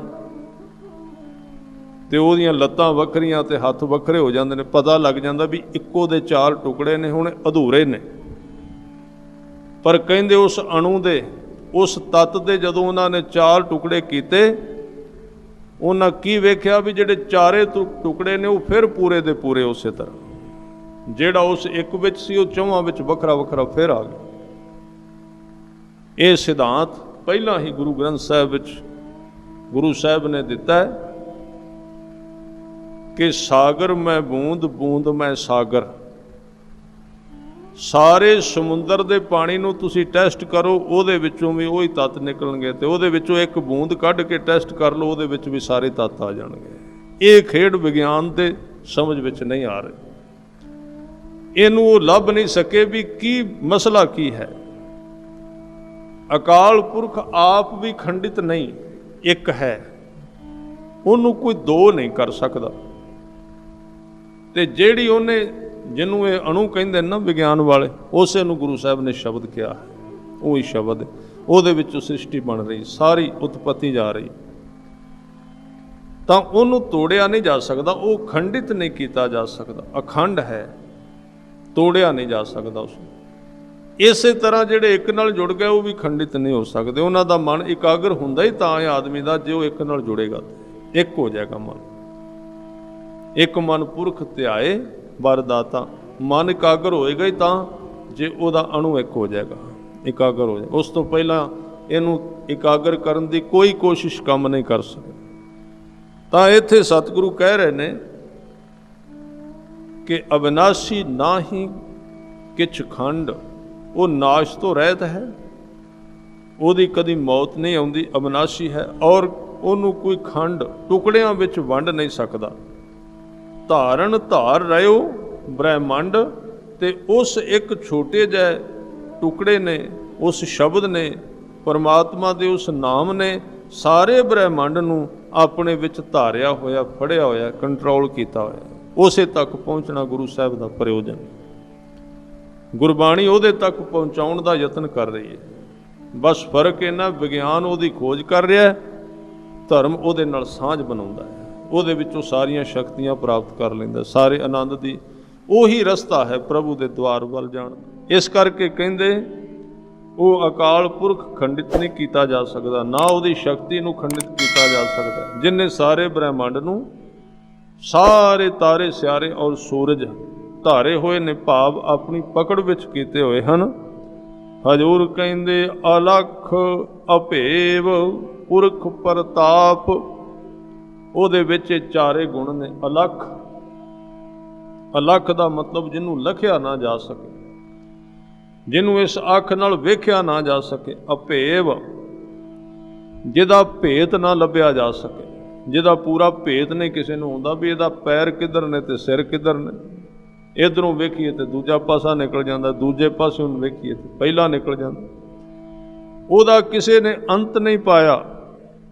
ਤਾਂ ਹੀ ਗੁਰੂ ਸਾਹਿਬ ਨੇ, ਗੁਰੂ ਨਾਨਕ ਸਾਹਿਬ ਸੱਚੇ ਪਾਤਸ਼ਾਹ ਨੇ ਜਦੋਂ ਇਹ ਸਭ ਕੁਝ ਵੇਖਿਆ ਤੇ ਵੇਖ ਕੇ ਫਿਰ ਇਹ ਬਚਨ ਕਹਿ ਦਿੱਤੇ, ਅੰਤ ਨਾ ਸਿਫਤੀ ਕਹਿਣ ਨਾ ਅੰਤ, ਅੰਤ ਨ ਵੇਖਣ ਸੁਣਨ ਨਾ ਅੰਤ, ਅੰਤ ਨ ਜਾਪੈ ਕਿਆ ਮਨ ਮੰਤ। ਕੋਈ ਅੰਤ ਨਹੀਂ ਇਸ ਚੀਜ਼ ਦਾ, ਬੇਅੰਤਤਾ ਹੈ, ਪਕੜ ਤੋਂ ਪਰੇ ਹੈ, ਸਮਝ ਤੋਂ ਪਰੇ ਹੈ। ਇਸੇ ਕਰਕੇ ਗੁਰੂ ਸਾਹਿਬ ਵਾਰ-ਵਾਰ ਕਹਿੰਦੇ ਬੁੱਧੀ ਨਾਲ ਉਹਨੂੰ ਨਾ ਖੋਜੀ, ਸਿਆਣਪ ਨਾਲ ਉਹਨੂੰ ਨਾ ਲੱਭ, ਕਿਉਂਕਿ ਇੰਨਾ ਮਹਾਨ ਅਕਾਲ ਪੁਰਖ ਵਾਹਿਗੁਰੂ ਇੱਕ ਛੋਟੀ ਜਿਹੀ ਬੁੱਧੀ ਦੇ ਚਮਚ ਵਿੱਚ ਕਿਵੇਂ ਆਏਗਾ। ਬਸ ਬੁੱਧੀ ਦੀ ਵਰਤੋਂ ਕਰ ਤੂੰ ਆਪਣੇ ਆਪ ਨੂੰ ਸੋਧਣ ਵਾਸਤੇ, ਆਪਣੇ ਆਪ ਨੂੰ ਗੁਰੂ ਦੀ ਕਿਰਪਾ ਲੈਣ ਦੇ ਯੋਗ ਬਣਾਉਣ ਲਈ ਬੁੱਧੀ ਦੀ ਵਰਤੋਂ ਕਰ। ਉਹਨੂੰ ਮਿਲਣ ਲਈ ਬੁੱਧੀ ਕੰਮ ਨਹੀਂ ਦਿੰਦੀ। ਉਹ ਅਭੇਵ ਹੈ, ਕਿਸੇ ਨੂੰ ਉਹਦਾ ਭੇਤ ਨਹੀਂ ਆਉਂਦਾ, ਤੇ ਪੁਰਖ ਹੈ। ਪੁਰਖ ਦਾ ਅਰਥ ਹੈ ਜਿੱਥੇ ਜਾਓ ਉਹਦੀ ਹੋਂਦ ਕਾਇਮ ਹੈ, ਸਾਰਿਆਂ ਦੇ ਵਿੱਚ ਉਹ ਸਮਾਇਆ ਹੈ, ਸਾਰਿਆਂ ਦੇ ਵਿੱਚ ਰਹਿੰਦਾ। ਜਿਹੜੇ ਲੱਭ ਰਹੇ ਨੇ ਉਹਨਾਂ ਦੇ ਵਿੱਚ ਹੀ ਰਹਿੰਦਾ, ਉਹ ਬਾਹਰੋਂ ਲੱਭੇ ਜਾਂਦੇ, ਉਹਨਾਂ ਦੇ ਵਿੱਚ ਮੌਜੂਦ ਹੈ। ਅਭੇਵ, ਭੇਵ ਤੋਂ ਰਹਿਤ, ਭੇਦ ਤੋਂ ਰਹਿਤ ਹੈ। ਇੱਕ ਉਹਦਾ ਗੁਣ ਹੈ, ਉਹਦੇ ਵਿੱਚ ਪ੍ਰਤਾਪ ਬੜਾ ਹੈ। ਪ੍ਰਤਾਪ ਦੇ ਅਰਥ ਨੇ ਸ਼ਕਤੀ, ਤਾਕਤ ਬੜੀ ਉਹਦੇ ਵਿੱਚ। ਇਸੇ ਕਰਕੇ ਵਿੱਚ ਗੁਰੂ ਨੂੰ ਲਿਆਂਦਾ ਵੀ ਜੋ ਕੁਝ ਗੁਰੂ ਨੇ ਕਿਹਾ ਨਾ ਉਹਨੂੰ ਉਸ ਤਰ੍ਹਾਂ ਜਪ, ਆਪਣੀ ਮਰਜ਼ੀ ਨਾਲ ਨਾ ਜਪੀ। ਏਡੀ ਵੱਡੀ ਪਾਵਰ ਨੂੰ ਆਪਣੇ ਹੱਥਾਂ ਵਿੱਚ ਲੈਣ ਦਾ ਯਤਨ ਨਾ ਕਰ। ਗੁਰੂ ਵਿੱਚ ਕੰਟਰੋਲਰ ਹੈ, ਗੁਰੂ ਵਿੱਚ ਰਹੇਗਾ ਤੇ ਉਹ ਵੇਖੇਗਾ ਵੀ ਬਲਬ ਅੱਗੇ ਚੱਲਦਾ ਵੀ ਹੈ ਕਿ ਨਹੀਂ। 100 ਪਾਵਰ ਦਾ ਬਲਬ ਹੈ, 1000 ਵਾਟ ਦੀ ਲਾਈਟ ਭੇਜ ਦਿੱਤੀ, ਕੀ ਕਰੇਗਾ ਬਲਬ? ਉਹ ਤੁਸੀਂ ਜਾਣਦੇ ਹੀ ਹੋ, ਸਹਿਨ ਨਹੀਂ ਕਰ ਸਕਦੇ। ਗੁਰੂ ਵਿੱਚ ਤਾਂ ਲਿਆਂਦਾ, ਗੁਰਬਾਣੀ ਵਿੱਚ। ਕਈ ਸੱਜਣ ਕਹਿੰਦੇ ਅਸੀਂ ਤੇ ਸਿੱਧਾ ਹੀ ਨਾਮ ਜਪ ਲੈਂਦੇ ਹਾਂ, ਫਿਰ ਵੇਖ ਲੈਣਾ, ਫਿਰ ਸਿੱਧਾ ਨਾਮ ਜਪ। ਗੁਰਬਾਣੀ ਤਾਂ ਕਈ ਗੁਰੂ ਸਾਹਿਬ ਨੇ ਪੜ੍ਹੋ। ਗੁਰਬਾਣੀ ਬੰਦੇ ਦੀ ਬੇਸ ਬਣਾਉਂਦੀ, ਜਿੱਥੇ ਉਹਨੇ ਪੈਰ ਰੱਖਣਾ ਉਹਨੂੰ ਤਿਆਰ ਕਰਦੀ। ਗੁਰਬਾਣੀ ਸਹਿਜੇ ਸਹਿਜੇ ਬੰਦੇ ਦੇ ਅੰਦਰ ਉਹ ਥਾਂ ਬਣਾ ਦਿੰਦੀ ਜਿੱਥੇ ਉਹਦੇ ਨਾਮ ਨੇ ਟਿਕਣਾ ਹੁੰਦਾ ਹੈ। ਸਿੱਧਾ ਨਾਮ ਨਹੀਂ ਉੱਥੇ ਟਿਕ ਸਕੇਗਾ। ਜਾਂ ਫਿਰ ਜਿਨ੍ਹਾਂ ਨੇ ਸਿੱਧਾ ਨਾਮ ਜਪਿਆ ਉਹ ਨਾਲ ਸੇਵਾ ਕਰਦੇ ਰਹੇ ਨੇ। ਤੁਸੀਂ ਇਤਿਹਾਸ ਖੋਲ੍ਹ ਕੇ ਵੇਖੋ, ਇਹ ਦੋ ਚੀਜ਼ਾਂ ਬੜੀਆਂ ਜ਼ਰੂਰੀ ਨੇ। ਇੱਕ ਇਸੇ ਕਰਕੇ ਕਹਿੰਦੇ ਪ੍ਰਤਾਪ ਬੜਾ ਹੈ ਉਹਦੇ ਵਿੱਚ। ਜਦੋਂ ਉਹਦੇ ਨਾਲ ਕਨੈਕਸ਼ਨ ਜੋੜਨਾ ਹੈ ਨਾ, ਥੋੜ੍ਹਾ ਜਿਹਾ ਤਾਰ ਲਾ ਕੇ ਵੇਖਣਾ ਵੀ ਆਪਣਾ ਬਲਬ ਸਹਿਣ ਕਰਨ ਜੋਗਾ ਹੈ ਕਿ ਨਹੀਂ। ਉਹ ਤੇ ਸਾਰਾ ਭਰਿਆ ਨਿੰਦਿਆ ਚੁਗਲੀ ਨਾਲ, ਤਾਰ ਜੋੜ ਦਿੱਤੀ ਰੱਬ ਨਾਲ, ਬਸ ਉਹ ਸਾਰਾ ਕੁਝ ਫਿਰ ਅਸਤ ਵਿਅਸਤ ਹੋ ਜਾਏਗਾ। ਇਸ ਲਈ ਕਹਿੰਦੇ ਉਹਦੇ ਵਿੱਚ ਪ੍ਰਤਾਪ ਬੜਾ ਹੈ। ਫਿਰ ਉਹਦੇ ਵਿੱਚ ਇੰਨਾ ਪ੍ਰਤਾਪ, ਇੰਨੀ ਸ਼ਕਤੀ ਹੈ ਕਿ ਉਹ ਕੁਝ ਦਾ ਕੁਝ ਕਰ ਦਿੰਦਾ। ਕਬੀਰ ਸਾਹਿਬ ਤਾਂ ਹੀ ਕਹਿੰਦੇ ਜਲ ਤੇ ਥਲ ਕਰ, ਥਲ ਤੇ ਕੂਆ, ਕੂਪ ਤੇ ਮੇਰ ਕਰਾਵੈ, ਧਰਤੀ ਤੇ ਆਕਾਸ਼ ਚੜਾਵੈ, ਚੜੇ ਆਕਾਸ਼ ਗਿਰਾਵੈ, ਨਾਰੀ ਤੇ ਜੋ ਪੁਰਖ ਕਰਾਵੈ, ਪੁਰਖਣ ਤੇ ਜੋ ਨਾਰੀ। ਕੁਝ ਵੀ ਕਰ ਸਕਦਾ। ਖਲ ਮੂਰਖ ਤੇ ਪੰਡਤ ਕਰਬੋ, ਪੰਡਤ ਤੇ ਮੁਗਧਾਰੀ। ਕਿੰਨੀ ਤਾਕਤ ਹੈ ਉਹਦੇ ਵਿੱਚ। ਅਸੀਂ ਬਹੁਤ ਰੌਲਾ ਪਾਉਂਦੇ ਫਿਰਦੇ ਸੀ, ਪਾਣੀ ਖਤਮ ਹੋ ਗਿਆ ਜੀ, ਧਰਤੀ ਦਾ ਪਾਣੀ ਖਤਮ ਹੋ ਗਿਆ। ਬਸ 2-4 ਸਕਿੰਟ ਵਿੱਚ ਉਹਨੇ ਐਸੀ ਕਲਾ ਵਰਤਾਈ ਵੀ ਪਾਣੀ ਖਤਮ ਕਿੱਥੇ ਹੋਣਾ, ਪਾਣੀ ਨੂੰ ਸੰਭਾਲਣਾ ਔਖਾ ਹੋ ਗਿਆ। ਬੜਾ ਬੇਅੰਤ, ਬੜਾ ਵੱਡਾ ਹੈ। ਇਸ ਕਰਕੇ ਉਹਦੀ ਸ਼ਕਤੀ ਉਸ ਮਨੁੱਖ ਦੇ ਵਿੱਚ ਫਿਰ ਵਰਤਦੀ ਹੈ ਜਿਹੜਾ ਉਹਦੇ ਨਾਲ ਜੁੜਿਆ। ਇਸੇ ਕਰਕੇ ਉਹ ਇੰਨੀ ਜਲਦੀ ਆਪਣੇ ਨੇੜੇ ਕਿਸੇ ਨੂੰ ਨਹੀਂ ਆਉਣ ਦਿੰਦਾ, ਸੰਬੰਧ ਨਹੀਂ ਹੋਣ ਦਿੰਦਾ, ਕਿਉਂਕਿ ਉਹਦੇ ਵਿੱਚ ਪ੍ਰਤਾਪ ਬੜਾ ਹੈ। ਸਾਹਿਬ ਕਹਿੰਦੇ ਪ੍ਰਤਾਪ ਤੁਮਾਰਾ ਦੇਖ ਕੇ ਜਮਦੂਤ ਛੱਡ ਜਾਹੇ। ਤੇਰੇ ਪ੍ਰਤਾਪ ਵਿੱਚ, ਤੇਰੀ ਸ਼ਕਤੀ ਨੂੰ ਵੇਖ ਕੇ ਉਹ ਇੰਨੀ ਬਰਕਤ ਵਾਲਾ ਹੈ, ਕੁਝ ਦਾ ਕੁਝ ਕਰਾ ਸਕਦਾ ਹੈ। ਆਪਾਂ ਇੱਕ ਬਚਨ ਪੜ੍ਹਦੇ ਹਾਂ, ਗੁਰੂ ਨਾਨਕ ਸਾਹਿਬ ਸੱਚੇ ਪਾਤਸ਼ਾਹ ਕਹਿੰਦੇ ਚਰਗਾਂ ਕੋਹੀਆਂ, ਸ਼ੀਹਾਂ ਬਾਜਾਂ ਚਰਗਾਂ ਕੋਹੀਆਂ, ਇਹਨਾਂ ਖਵਾਲੇ ਘਾਹ। ਇਹ ਜਿਹੜੇ ਜਾਨਵਰ ਨੇ ਨਾ ਸਾਰੇ ਮਾਸ ਖਾਂਦੇ ਨੇ। ਸ਼ੀਂ ਦਾ ਅਰਥ ਸ਼ੇਰ, ਬਾਜ ਵੀ ਮਾਸ ਖਾਂਦੇ ਨੇ। ਚਰਗਾਂ ਤੇ ਕੋਹੀਆਂ ਇਹ ਸਾਰੇ ਜੰਗਲੀ ਜਾਨਵਰ ਮਾਸ ਖਾਂਦੇ ਨੇ। ਕਹਿੰਦੇ ਰੱਬ ਇੰਨਾ ਬੇਅੰਤ ਜੇ, ਜਿਨ੍ਹਾਂ ਨੇ ਕਦੀ ਮਾਸ ਤੋਂ ਬਿਨਾਂ ਕੁਝ ਖਾਧਾ ਹੀ ਨਹੀਂ, ਉਹਨਾਂ ਨੂੰ ਘਾਹ ਖਵਾ ਦੇਵੇ, ਆਪਣੀ ਮਰਜ਼ੀ ਤੇ ਆਵੇ ਉਹ ਘਾਹ ਖਾਣ ਲੱਗ ਪਏ। ਇਹ ਸੱਚਾਈ। ਸਾਧ ਸੰਗਤ ਤੁਸੀਂ ਇੱਧਰ ਥੋੜ੍ਹਾ ਜਿਹਾ ਦਾਸ ਨੂੰ ਜਾਣ ਦਾ ਵਕਤ ਮਿਲਿਆ। ਜੈਪੁਰ ਰਾਜਸਥਾਨ ਦੇ ਨੇੜੇ ਇੱਕ ਗੁਰਦੁਆਰਾ ਸਾਹਿਬ ਹੈ। ਉੱਥੇ ਗੁਰੂ ਗੋਬਿੰਦ ਸਿੰਘ ਸੱਚੇ ਪਾਤਸ਼ਾਹ ਜੀ ਗਏ ਸਨ ਜਦੋਂ ਹਜ਼ੂਰ ਸਾਹਿਬ ਨੂੰ ਗਏ। ਤੇ ਜਦੋਂ ਉੱਥੇ ਗਏ ਨਾ, ਉੱਥੇ ਇੱਕ ਸਾਧ ਸੰਗਤ ਜੀ, ਇੱਕ ਡੇਰਾ ਸੀ ਕਿਸੇ ਭਲੇ ਪੁਰਸ਼ ਦਾ। ਇਹੀ ਸ਼ਬਦ ਠੀਕ ਨੇ, ਸੰਤ ਕਿਹਾ ਤੇ ਗੱਲ ਹੋਰ ਹੋ ਜਾਂਦੀ। ਚੰਗੇ ਆਦਮੀ ਦਾ ਡੇਰਾ ਸੀ। ਸਤਿਗੁਰੂ ਉਹਦੇ ਕੋਲ ਗਏ। ਅਸੀਂ ਅੱਜ ਡੇਰਾ ਸ਼ਬਦ ਸਾਹਮਣੇ ਆ ਜਾਏ ਨਾ ਤੇ ਸਾਨੂੰ ਕ੍ਰੋਧ ਆ ਜਾਂਦਾ। ਅਸੀਂ ਸ਼ਬਦਾਂ ਨੂੰ ਸਮਝਦੇ ਨਹੀਂ, ਵੈਸੇ ਇੱਕ ਸਾਈਕੋਲੋਜੀ ਸਾਡੇ ਵਿੱਚ ਨੁਕਸ ਪੈ ਜਾਂਦਾ। ਮੈਨੂੰ ਬੜੇ ਸੱਜਣ ਮਿਲਦੇ ਨੇ, ਕਹਿੰਦੇ ਡੇਰਾਵਾਦ ਦਾ ਕੀ ਬਣੇਗਾ ਜੀ। ਮੈਂ ਕਿਹਾ ਕਿਹੜੇ ਡੇਰੇ ਦੀ ਗੱਲ ਕਰਦੇ ਹੋ, ਜਾਂ ਤੇ ਦੱਸੋ ਨਾ ਵੀ ਡੇਰਾ ਕਿਹੜਾ ਹੈ। ਅਫੀਮ ਖਾਣ ਵਾਲਿਆਂ ਦਾ ਡੇਰਾ ਕਿ ਸ਼ਰਾਬ ਪੀਣ ਵਾਲਿਆਂ ਦਾ ਡੇਰਾ, ਕਿ ਨੱਚਣ ਗਾਉਣ ਵਾਲਿਆਂ ਦਾ ਡੇਰਾ ਕਿ ਗੁਰਬਾਣੀ ਪੜ੍ਹਨ ਵਾਲਿਆਂ ਦਾ ਡੇਰਾ, ਕਿਹੜਾ ਬੰਦ ਕਰਾਉਣਾ ਚਾਹੁੰਦੇ। ਕਹਿੰਦੇ ਜੀ ਡੇਰਾਵਾਦ। ਮੈਂ ਕਿਹਾ ਤੁਹਾਡਾ ਗਿਆਨ ਅਧੂਰਾ ਹੈ। ਡੇਰੇ ਤੇ ਬੜੇ ਨੇ, ਸਾਨੂੰ ਅਜੇ ਤੱਕ ਇਹ ਨਹੀਂ ਖਿਆਲ ਆਇਆ ਵੀ ਠੇਕਾ ਬੰਦ ਕਰਾ ਦੀ, ਡੇਰਿਆਂ ਦੇ ਪਿੱਛੇ ਤੁਰੇ ਹੋਏ ਆ। ਸਾਧ ਸੰਗਤ ਜੀ, ਜੇ ਗਲਤ ਡੇਰੇ ਨੇ ਉਹਨਾਂ ਦਾ ਨਾਮ ਲੈਣਾ ਚਾਹੀਦਾ ਜਿੱਥੇ ਗਲਤੀ ਹੈ। ਸਾਰਿਆਂ ਨੂੰ ਇੱਕ ਰਸੇ ਨਹੀਂ ਬੰਨਣਾ ਚਾਹੀਦਾ। ਆਹ ਠੇਕੇ ਸਾਡੇ ਗੁਰਦੁਆਰਿਆਂ ਦੇ ਸਾਹਮਣੇ ਖੁੱਲ੍ਹੇ ਨੇ, ਉਹ ਤੇ ਬੰਦ ਨਹੀਂ ਕਰਾ ਸਕੇ, ਡੇਰਿਆਂ ਦੇ ਪਿੱਛੇ ਪਏ। ਜਿੱਥੇ ਬਾਣੀ ਪੜ੍ਹੀ ਜਾਏ, ਜਿੱਥੇ ਗੁਰੂ ਗ੍ਰੰਥ ਸਾਹਿਬ ਸੱਚੇ ਪਾਤਸ਼ਾਹ ਜੀ ਦੀ ਮਰਿਆਦਾ ਚੱਲਦੀ, ਸਤਿਕਾਰ ਹੁੰਦਾ, ਗੁਰੂ ਸਾਹਿਬ ਦਾ ਕੀਰਤਨ ਹੁੰਦਾ, ਵਿਚਾਰ ਚੱਲਦੀ, ਉਹ ਵੀ ਤਾਂ ਡੇਰਾ ਹੈ ਨਾ। ਡੇਰੇ ਕਿਵੇਂ ਬੰਦ ਕਰਾਓਗੇ। ਅਸੀਂ ਸ਼ਬਦਾਂ ਨੂੰ ਬਦਲ ਲਈਏ। ਅਸੀਂ ਇਹ ਕਹੀਏ ਜੇ ਜਿਹੜੇ ਡੇਰੇ ਮਨਮਤ ਕਰ ਰਹੇ ਨੇ, गुरु तो दूर लैके जाते ने, उन्हां दी गल करिए। जे असीं इस शब्द के विरोध में चले गए तो अनजान पुणे विच मैनूं एक दिन ख्याल आया भी असीं डेराबाद कहने आ, तो मैं डेरा बाबा नानक गया सी। सानू समझ नहीं आई भी असीं डेरा कह के डेरा बाबा नानक, बाबे नानक का भी तो एक डेरा है ना, फिर पहला वो बंद करावांगे। कई गल्लां ते ऐसे असीं बिल्कुल इस तरह भी जिवें बच्चियां तो भी नीवियां करी जांदे। जो कुछ असीं कहना होवे वेख लईए किते गुरु ग्रंथ साहिब दे उल्ट ते नहीं जा रहे। ठीक है, हर एक कोई भी लहर इस धरती ते चली उहदे विच गिरावट आउंदी रहिंदी है। 40 सालां बाद, 50 सालां बाद फिर वो हट जाती है, फिर आउंदी। कुदरत दा नियम है, ये मनना ठीक है कि 1984 तो बाद डेरियां दी भरमार हुई है ते साधुआं दी कमी हुई है। सिख कौम नूं सानू ये अरदास करनी चाहिए भी गुरु ग्रंथ साहिब पातशाह जी, आप जी ने 10 पातशाहियां विच विचर के बड़े गुरमुख गुरसिख करने वाले पैदा किए ने। हुण भी आप किरपा करो भी साडी कौम दे विच करने वाले गुरमुख पैदा होण, जिन्हां दी अगवाई विच, जिन्हां दी संगत करके असीं तुहानूं समझ सकीए। ये शुरू तो रहा है। इस करके डेरा शब्द की है? डेरा दा अर्थ है जिथे बंदा रहिंदा है। डड्डा डेरा ये नहीं, जै डेरा तै जां। तां शब्दां दा हेर फेर है। ये डेरा सी एक साध दा, जिहदी मैं बेनती कर रहा। मैं अगे चला गया सी भी जिहड़े जानवर मांस खांदे ने, रब जे चाहे तो उन्हां नूं घाह खवा दै। उत्थे जदों सतगुरु कहे ना ते साधु बड़ा प्यार वाला सी, सतगुरां नूं बड़े प्यार नाल मिलिया। असल विच याद करदा सी कलगियां वाले।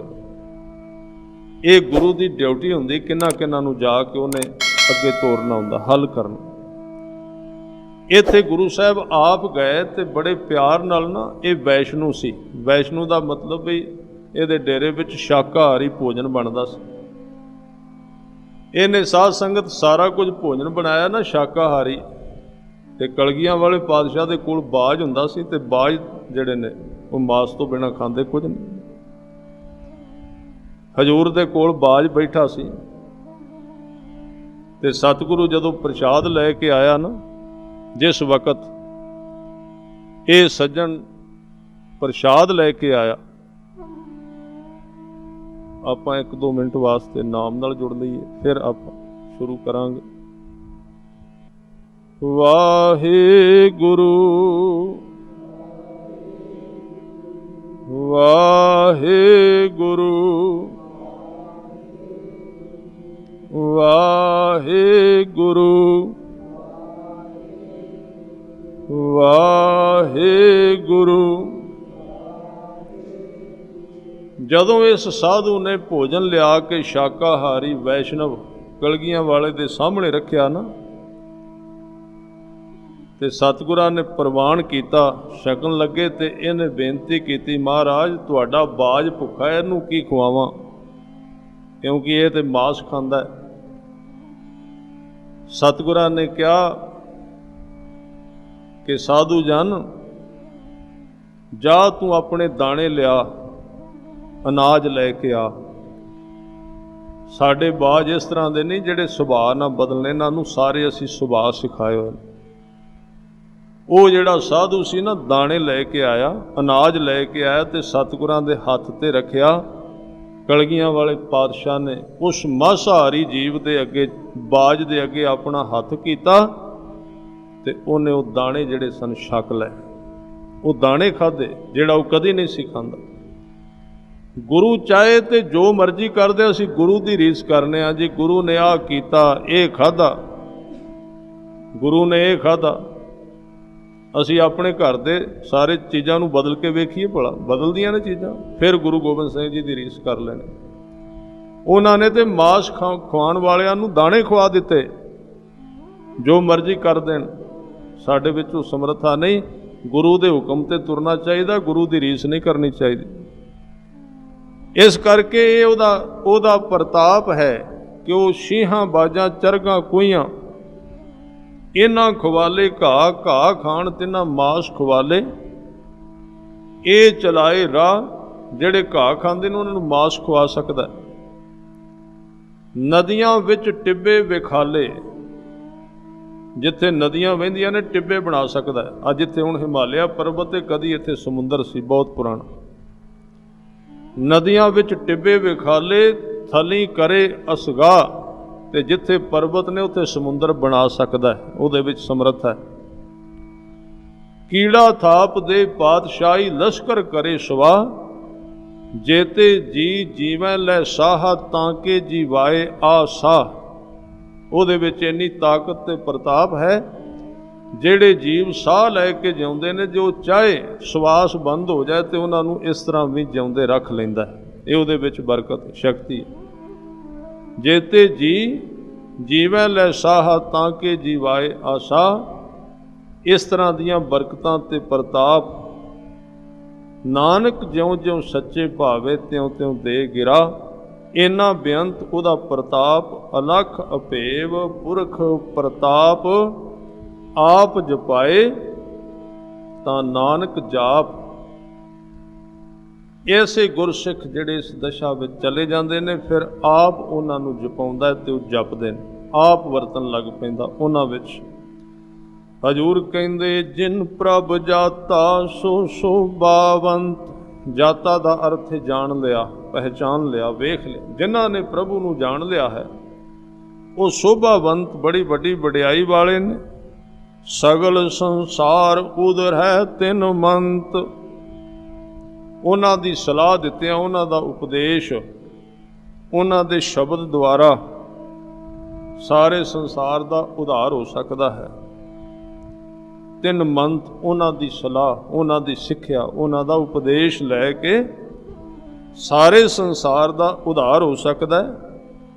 ਪ੍ਰਭ ਕੇ ਸੇਵਕ ਸਗਲ ਉਧਾਰਨ, ਪ੍ਰਭ ਕੇ ਸੇਵਕ ਦੁਖ ਵਿਸਾਰਨ। ਉਹਨਾਂ ਦੀ ਸ਼ਕਤੀ ਕਦੀ ਘਟਦੀ ਨਹੀਂ। ਵਿਚਾਰ ਬੰਦਿਆਂ ਨੂੰ ਉਹਨਾਂ ਨੇ ਉਧਾਰਿਆ ਤੇ ਉਹਨਾਂ ਦੀ ਤਾਕਤ ਘਟ ਗਈ। ਕੋਈ ਪੈਟਰੋਲ ਪੰਪ ਥੋੜ੍ਹੀ ਹੈ ਜਿਹਦੇ ਵਿੱਚੋਂ ਤੇਲ ਕੱਢੋਗੇ ਤੇ ਉਹ ਖਤਮ ਹੋ ਜਾਏਗਾ। ਉਹਨਾਂ ਵਿੱਚ ਕਮੀ ਨਹੀਂ ਹੁੰਦੀ। ਜਿਵੇਂ ਇੱਕ ਦੀਵੇ ਵਿੱਚ ਉਹਦੇ ਤੋਂ ਜਿੰਨੇ ਮਰਜ਼ੀ ਦੀਵੇ ਬਾਲੋ, ਪਰ ਉਸ ਦੀਵੇ ਦੀ ਅੱਗ ਨਹੀਂ ਘਟਦੀ। ਜਿੱਥੇ ਪ੍ਰਭੂ ਦੀ ਬਖਸ਼ਿਸ਼, ਗੁਰੂ ਦੀ ਕਿਰਪਾ ਹੈ ਨਾ, ਉੱਥੇ ਦਾਤ ਨਹੀਂ ਘਟਦੀ। ਜਿੱਥੇ ਸਾਲ ਦੋ ਬਾਅਦ ਚੀਜ਼ਾਂ ਫਿੱਕੀਆਂ ਪੈ ਜਾਂਦੀਆਂ, ਉੱਥੇ ਸਾਧ ਸੰਗਤ ਕੋਈ ਆਪਣੀ 5-7 ਫੁੱਟ ਦੀ ਛਪੜੀ ਹੋਣੀ ਹੈ ਤਾਂ ਉਹ ਫਿੱਕਾ ਪੈ ਗਿਆ। ਜਿੱਥੇ ਵਾਹਿਗੁਰੂ ਦੀ ਕਿਰਪਾ ਵਸੇ, ਜਿੱਥੇ ਗੁਰੂ ਸਾਹਿਬ ਦੀਆਂ ਬਰਕਤਾਂ ਵਰਤਨ ਲੱਗ ਪੈਣ, ਫਿਰ ਉੱਥੇ ਕਮੀ ਨਹੀਂ ਆਉਂਦੀ। ਤੋਟ ਨਾ ਆਵੇ ਵੱਧ ਹੋ ਜਾਏ। ਉਹਦੇ ਵਿੱਚ ਜਿਉਂ ਜਿਉਂ ਵੰਡਦਾ ਉਹਨੂੰ ਵਾਧਾ ਹੁੰਦਾ।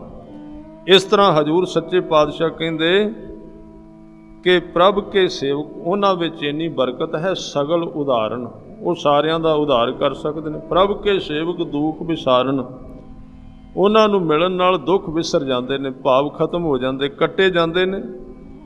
ਹਜ਼ੂਰ ਕਹਿੰਦੇ ਆਪੇ ਮੇਲ ਲਏ ਕਿਰਪਾਲ, ਗੁਰ ਕਾ ਸ਼ਬਦ ਜਪ ਭਏ ਨਿਹਾਲ। ਆਪ ਹੀ ਕਿਰਪਾਲੂ ਹੋ ਕੇ ਵਾਹਿਗੁਰੂ ਨੇ ਉਹਨਾਂ ਨੂੰ ਆਪਣੇ ਚਰਨਾਂ ਨਾਲ ਮਿਲਾ ਲਿਆ, ਔਰ ਉਹ ਗੁਰੂ ਕੇ ਸ਼ਬਦ ਨੂੰ ਜਪ ਕੇ, ਇੱਥੇ ਸਾਫ਼ ਕਿਹਾ। ਕਈ ਵਾਰੀ ਆਪਾਂ ਕਹਿ ਦਿੰਦੇ ਹਾਂ ਵੀ ਇਸ ਤੁਕ ਦੇ ਅਰਥ, ਜਦੋਂ ਹਉਮੈ ਦੀ ਗੱਲ ਆਉਂਦੀ ਹੈ, ਹਉਮੈ ਦੀਰਘ ਰੋਗ ਹੈ, ਦਾਰੂ ਵੀ ਇਸ ਮਾਹੇ। ਕਿਰਪਾ ਕਰੇ ਜੇ ਆਪਣੀ ਤਾਂ ਗੁਰ ਕਾ ਸ਼ਬਦ ਕਮਾਹੇ। ਸਾਡੇ ਸੱਜਣ ਕਹਿੰਦੇ ਨੇ ਕਮਾਹੇ ਦਾ ਅਰਥ ਹੈ ਉਪਦੇਸ਼ ਸੁਣ ਕੇ, ਸਿੱਖਿਆ ਲੈ ਕੇ ਜੀਵਨ ਉਸ ਤਰ੍ਹਾਂ ਜਿਉਣਾ। ਪਰ ਇੱਥੇ ਕਮਾਹੇ ਦਾ ਅਰਥ ਹੈ ਜਪਣਾ। ਉਹਨੂੰ ਸਪਸ਼ਟ ਕਰ ਰਹੀ ਹੈ ਇਹ ਤੁਕ, ਜਿਹਦੇ ਵਿੱਚ ਸਾਹਿਬ ਕਹਿ ਰਹੇ ਨੇ ਕਿ ਐਸੇ ਮਨੁੱਖ ਜਿਨ੍ਹਾਂ ਤੇ ਕਿਰਪਾ ਕਰ ਦਿੰਦਾ, ਉਹ ਕਹਿੰਦੇ ਗੁਰ ਕਾ ਸ਼ਬਦ ਜਪ ਭਏ ਨਿਹਾਲ। ਉਹਨਾਂ ਨੇ ਗੁਰੂ ਕੇ ਸ਼ਬਦ ਨੂੰ ਜਪਿਆ ਤੇ ਨਿਹਾਲ ਹੋ ਗਏ। ਅੱਗੇ ਬਚਨ ਕੀਤੇ, ਕਹਿੰਦੇ ਉਨਕੀ ਸੇਵਾ ਸੋਈ ਲਾਗੈ, ਜਿਸ ਨੂੰ ਕਿਰਪਾ ਕਰੈ ਬੜ ਭਾਗੈ। ਉਹਨਾਂ ਦੀ ਸੇਵਾ ਵਿੱਚ ਬੜੇ ਘੱਟ ਲੋਕ ਲੱਗਣਗੇ। ਇਹ ਕੁਦਰਤ ਦਾ ਨਿਯਮ ਹੈ। ਬਹੁਤੇ ਲੋਕ ਉਹਨਾਂ ਤੋਂ ਪ੍ਰਭਾਵਿਤ ਨਹੀਂ ਹੋਣਗੇ, ਔਰ ਜਿੰਨੇ ਜਿੰਨੇ ਲੋਕਾਂ ਦੇ ਉਹਨਾਂ ਨਾਲ ਸੰਪਰਕ ਹੁੰਦੇ ਨੇ, ਓਨੇ ਹੀ ਉਹਨਾਂ ਤੋਂ ਲਾਭ ਲੈ ਸਕਣਗੇ। ਬਾਕੀ ਦੇ ਕੋਲ ਰਹਿੰਦਿਆਂ ਵੀ ਨਹੀਂ ਲੈ ਸਕਦੇ, ਕਿਉਂਕਿ ਹੁਕਮ ਵਿੱਚ ਵਰਤਦੇ। ਉਹਨਾਂ ਦੀ ਸੇਵਾ ਉਹ ਹੀ ਕਰਨਗੇ ਜਿਨ੍ਹਾਂ ਤੇ ਕਿਰਪਾ ਪ੍ਰਭੂ ਕਰਕੇ ਉਹਨਾਂ ਨੂੰ ਉੱਥੇ ਭੇਜੇਗਾ ਤੇ ਉਹਨਾਂ ਦੇ ਭਾਗ ਹੋਣਗੇ। ਕਨੈਕਸ਼ਨ ਤਾਂ ਬਣਨਗੇ, ਨਹੀਂ ਤੇ ਜੋੜ ਨਹੀਂ ਜੁੜੇਗਾ। ਇਹ ਬੜੀ ਵੱਡੀ ਖੇਲ ਹੈ ਗੁਰਮਤ ਦੇ ਵਿੱਚ 10 ਪਾਤਸ਼ਾਹੀਆਂ ਦੀ, ਕਿ ਉਹ ਆਪੋ ਆਪਣੇ ਤਰੀਕੇ ਨਾਲ ਜਿੱਥੇ ਜਿੱਥੇ ਕਿਸੇ ਦੇ ਕਨੈਕਸ਼ਨ ਕਰਨੇ ਨੇ ਉਸ ਢੰਗ ਨਾਲ ਉਹ ਗੁਰਸਿੱਖ ਵਿਕਾਸ ਕਰਦੇ ਨੇ, ਉਸ ਰਾਹ ਤੇ ਤੁਰ ਕੇ। ਪਰ ਇਹਦੇ ਵਿੱਚ ਬਰਕਤਾਂ ਸਾਰੀਆਂ ਗੁਰੂ ਗ੍ਰੰਥ ਸਾਹਿਬ ਮਹਾਰਾਜ ਦੀਆਂ ਵਰਤਦੀਆਂ ਨੇ, ਕਿਸੇ ਸਰੀਰਧਾਰੀ ਦੀਆਂ ਨਹੀਂ। ਗੁਰੂ ਗ੍ਰੰਥ ਸਾਹਿਬ ਜੀ ਦੀ ਬਾਣੀ ਨੂੰ ਕਮਾ ਕੇ ਇਹ ਸਾਰੀਆਂ ਦਾਤਾਂ ਵਰਤਦੀਆਂ ਰਹਿੰਦੀਆਂ ਨੇ। ਔਰ ਗੁਰੂ ਸਾਹਿਬ ਨੇ ਬੜੀ ਸੋਹਣੀ ਜਿਨ ਹਰ ਸੇਵਾ ਬਣਤ ਬਣਾਈ। ਗੁਰੂ ਸਾਹਿਬ ਨੇ ਇਸ ਤਰ੍ਹਾਂ ਦੀ ਬਣਤ ਬਣਾ ਦਿੱਤੀ ਕਿ ਜਿਨ੍ਹਾਂ ਦੇ ਭਾਗ ਵੱਡੇ ਉਹ ਸੇਵਾ ਵਿੱਚ ਲੱਗਦੇ ਨੇ। ਸਾਹਿਬ ਕਹਿੰਦੇ ਨਾਮ ਜਪਤ ਪਾਵੈ ਬਿਸਰਾਮ, ਨਾਨਕ ਤਿਨ ਪੁਰਖ ਕੋ ਊਤਮ ਕਰ ਮਾਨ। ਜਿਹੜੇ ਮਨੁੱਖ ਨਾਮ ਜਪਦੇ ਜਪਦੇ ਉਹਨਾਂ ਦਾ ਮਨ ਵਿਸ਼ਰਾਮ ਵਿੱਚ ਟਿਕਾ ਵਿੱਚ ਆ ਜਾਂਦਾ, ਉਹਨਾਂ ਮਨੁੱਖਾਂ ਨੂੰ ਤੂੰ ਉੱਤਮ ਕਰਕੇ ਸਮਝਿਆ ਕਰ। ਆਪਣੇ ਮਨ ਵਿੱਚ ਭਾਵ ਤੇ ਸਤਿਕਾਰ ਨੂੰ ਕਾਇਮ ਰੱਖਿਆ ਕਰ। ਜੋ ਕਿਛ ਕਰੈ ਸੋ ਪ੍ਰਭ ਕੈ ਰੰਗ, ਸਦਾ ਸਦਾ ਬਸੈ ਹਰ ਸੰਗ। ਉਹ ਕੁਝ ਵੀ ਕਰਨ, ਭਾਵੇਂ ਧਾਰਮਿਕ ਹੋਵੇ ਤੇ ਭਾਵੇਂ ਸੰਸਾਰੀ, ਉਹਨਾਂ ਦਾ ਹਰ ਇੱਕ ਕਰਮ ਪਰਮਾਤਮਾ ਦੀ ਯਾਦ ਨੂੰ ਪ੍ਰਗਟ ਕਰਦਾ ਹੈ। ਉਹ ਜਿੱਥੇ ਬਹਿਣਗੇ, ਜਿੱਥੇ ਰਹਿਣਗੇ, ਕੰਮ ਕੋਈ ਵੀ ਹੋਵੇਗਾ, ਸਾਧੂ ਦੀ ਨਿਸ਼ਾਨੀ ਉਹਦੇ ਹਰ ਇੱਕ ਹਰਕਤ ਵਿੱਚੋਂ ਪਰਮਾਤਮਾ ਪ੍ਰਗਟ ਹੋਵੇਗਾ। ਜੋ ਕੁਛ ਕਰੈ ਸੋ ਪ੍ਰਭ ਕੈ ਰੰਗ, ਸਦਾ ਉਹਦੇ ਨਾਲ ਵਸਦੇ ਨੇ। ਸਹਿਜ ਸੁਭਾਏ ਹੋਵੈ ਸੋ ਹੋਏ, ਕਰਨੈ ਹਾਰ ਪਛਾਨੈ ਸੋਏ। ਜੋ ਕੁਝ ਉਹਨਾਂ ਦੁਆਰਾ ਹੁੰਦਾ ਹੈ, ਜੋ ਕੁਝ ਉਹ ਕਰਦੇ ਨੇ, ਲੋਕ ਸੋਚਦੇ ਨੇ ਵੀ ਇਹ ਕਰ ਰਹੇ ਨੇ, ਪਰ ਉਹਨਾਂ ਦੇ ਵਿੱਚ ਸਹਿਜ ਸੁਭਾਏ ਵਰਤੀ ਜਾ ਰਿਹਾ। ਉਹ ਮਿੱਥ ਕੇ ਨਹੀਂ ਕਰਦੇ, ਸਹਿਜ ਸੁਭਾਏ ਹੁੰਦਾ ਹੈ, ਹੁਕਮ ਦੁਆਰਾ ਹੁੰਦਾ ਹੈ। ਔਰ ਉਹ ਆਪਣੇ ਵਿੱਚ ਵਰਤਦੇ ਕਰਨ ਹਾਰ ਨੂੰ, ਕਰਤੇ ਨੂੰ, ਕਰਨਾ ਹਾਰ ਪਛਾਨੈ ਸੋਏ, ਪਛਾਣ ਲੈਂਦੇ ਨੇ। ਫਿਰ ਉਹ ਕਦੀ ਚਿੰਤਾ ਤੁਰ ਨਹੀਂ ਰਹਿੰਦੇ। ਕਿਉਂਕਿ ਸਾਹਿਬ ਕਹਿੰਦੇ ਪ੍ਰਭ ਕਾ ਕੀਆ ਜਨ ਮੀਠ ਲਗਾਨਾ, ਜੈਸਾ ਸਾ ਤੈਸਾ ਦ੍ਰਿਸ਼ਟਾਨਾ। ਪ੍ਰਭੂ ਦੀ ਆਗਿਆ ਨੂੰ ਉਹ ਸਮਝਣ ਲੱਗ ਪੈਂਦੇ ਹਨ ਔਰ ਉਹ ਆਗਿਆ ਉਹਨਾਂ ਨੂੰ ਮਿੱਠੀ ਲੱਗਦੀ ਹੈ। ਉਹਦੇ ਵਿੱਚ ਨਾਲ ਵਹਿ ਤੁਰਦੇ ਨੇ, ਨਾਲ ਇੱਕ ਚਿੱਤ ਹੋ ਜਾਂਦੇ ਨੇ। ਔਰ ਜੈਸਾ ਸਾ ਤੈਸਾ ਦ੍ਰਿਸ਼ਟਾਨਾ, ਜੀਵਨ ਜਿਵੇਂ ਦਾ ਪ੍ਰਭੂ ਨੇ ਬਣਾਇਆ ਸੀ ਉਸ ਤਰ੍ਹਾਂ ਉਹਨਾਂ ਨੂੰ ਦ੍ਰਿਸ਼ਟੀ ਆ ਜਾਂਦਾ ਹੈ। ਜਿਸ ਤੇ ਉਪਜੇ ਤੇ ਸਮਾਹੇ ਸਮਾਏ, ਜਿਹਦੇ ਤੋਂ ਪੈਦਾ ਹੋਏ ਸਨ ਉਹਦੇ ਵਿੱਚ ਸਮਾ ਗਏ, ਉਹਦਾ ਰੂਪ ਹੋ ਗਏ। ਓਏ ਸੁਖ ਨਿਧਾਨ ਉਨਹੂ ਬਣ ਆਏ। ਇਹ ਜਿਹੜੀ ਦਾਤ ਹੈ ਨਾ ਪ੍ਰਭੂ ਦੇ ਨਾਮ ਦੀ, ਸਤਿਗੁਰਾਂ ਨੇ ਜੋ ਸਿੱਖੀ ਦਾ ਹੀਰਾ ਸਿੱਖ ਦੀ ਝੋਲੀ ਵਿੱਚ ਪਾਇਆ ਹੈ, ਇਹ ਸੁਖ ਨਿਧਾਨ ਕੁਝ ਲੋਕਾਂ ਨੂੰ ਬਣ ਆਉਂਦਾ ਹੈ। ਕਿਉਂਕਿ ਬੜੀ ਵੱਡੀ ਬਰਕਤ, ਬੜੀ ਵੱਡੀ ਬਖਸ਼ਿਸ਼। ਆਪਸ ਕੋ ਆਪ ਦੀਨੋ ਮਾਨ, ਨਾਨਕ ਪ੍ਰਭ ਜਨ ਏਕੋ ਜਾਨ। ਮਾਣ ਉਹਨਾਂ ਨੂੰ ਮਿਲੇਗਾ ਹੀ ਮਿਲੇਗਾ, ਕਿਉਂਕਿ ਉਹ ਮਾਣ ਪ੍ਰਭੂ ਆਪ ਦਵਾ ਰਿਹਾ। ਆਪਣਾ ਮਾਣ ਸਤਿਕਾਰ ਉਹ ਆਪ ਕਰਾ ਰਿਹਾ, ਉਹਨਾਂ ਵਿੱਚ ਵਰਤ ਝੁਕੇਗਾ ਉਹਨਾਂ ਅੱਗੇ। ਇਕੱਲਾ ਮਨੁੱਖ ਨਹੀਂ, ਬ੍ਰਹਿਮੰਡ ਝੁਕੇਗਾ, ਸਿਜਦਾ ਕਰੇਗਾ ਉਹਨਾਂ। ਸਾਰੀ ਦਿਸਦੀ ਤੇ ਅਣਦਿਸਦੀ ਦੁਨੀਆ ਉਹਨਾਂ ਦੇ ਪਿਆਰ ਵਿੱਚ ਹੋ ਨਿਬੜੇਗੀ। ਇਸ ਤਰ੍ਹਾਂ ਦੀ ਉਹਨਾਂ ਦੀ ਦਸ਼ਾ, ਇੰਨੇ ਮਹਾਨ ਹੋ ਜਾਂਦੇ ਨੇ। ਇਸ ਤਰ੍ਹਾਂ ਕਹਿੰਦੇ ਨੇ ਕਿ ਆਪਸ ਕੋ ਆਪ ਦੀਨੋ ਮਾਨ, ਨਾਨਕ ਪ੍ਰਭ ਜਨ ਏਕੋ ਜਾਨ। ਪ੍ਰਭੂ ਦੇ ਜਨ ਤੇ ਪ੍ਰਭੂ ਇੱਕ ਹਨ, ਉਹਨਾਂ ਵਿੱਚ ਕੋਈ ਫਰਕ ਨਹੀਂ, ਦੋਵੇਂ ਇੱਕੋ ਰੂਪ ਹੋ ਗਏ। ਸੋ ਇੰਨੀਆਂ ਬੇਨਤੀਆਂ ਪ੍ਰਵਾਨ ਕਰਨੀਆਂ, ਵਿਚਾਰਾਂ ਕਰਦੀਆਂ, ਬੇਅੰਤ ਭੁੱਲਾਂ ਦੀ ਖਿਮਾ। ਵਾਹਿਗੁਰੂ ਜੀ ਕਾ ਖਾਲਸਾ, ਵਾਹਿਗੁਰੂ ਜੀ ਕੀ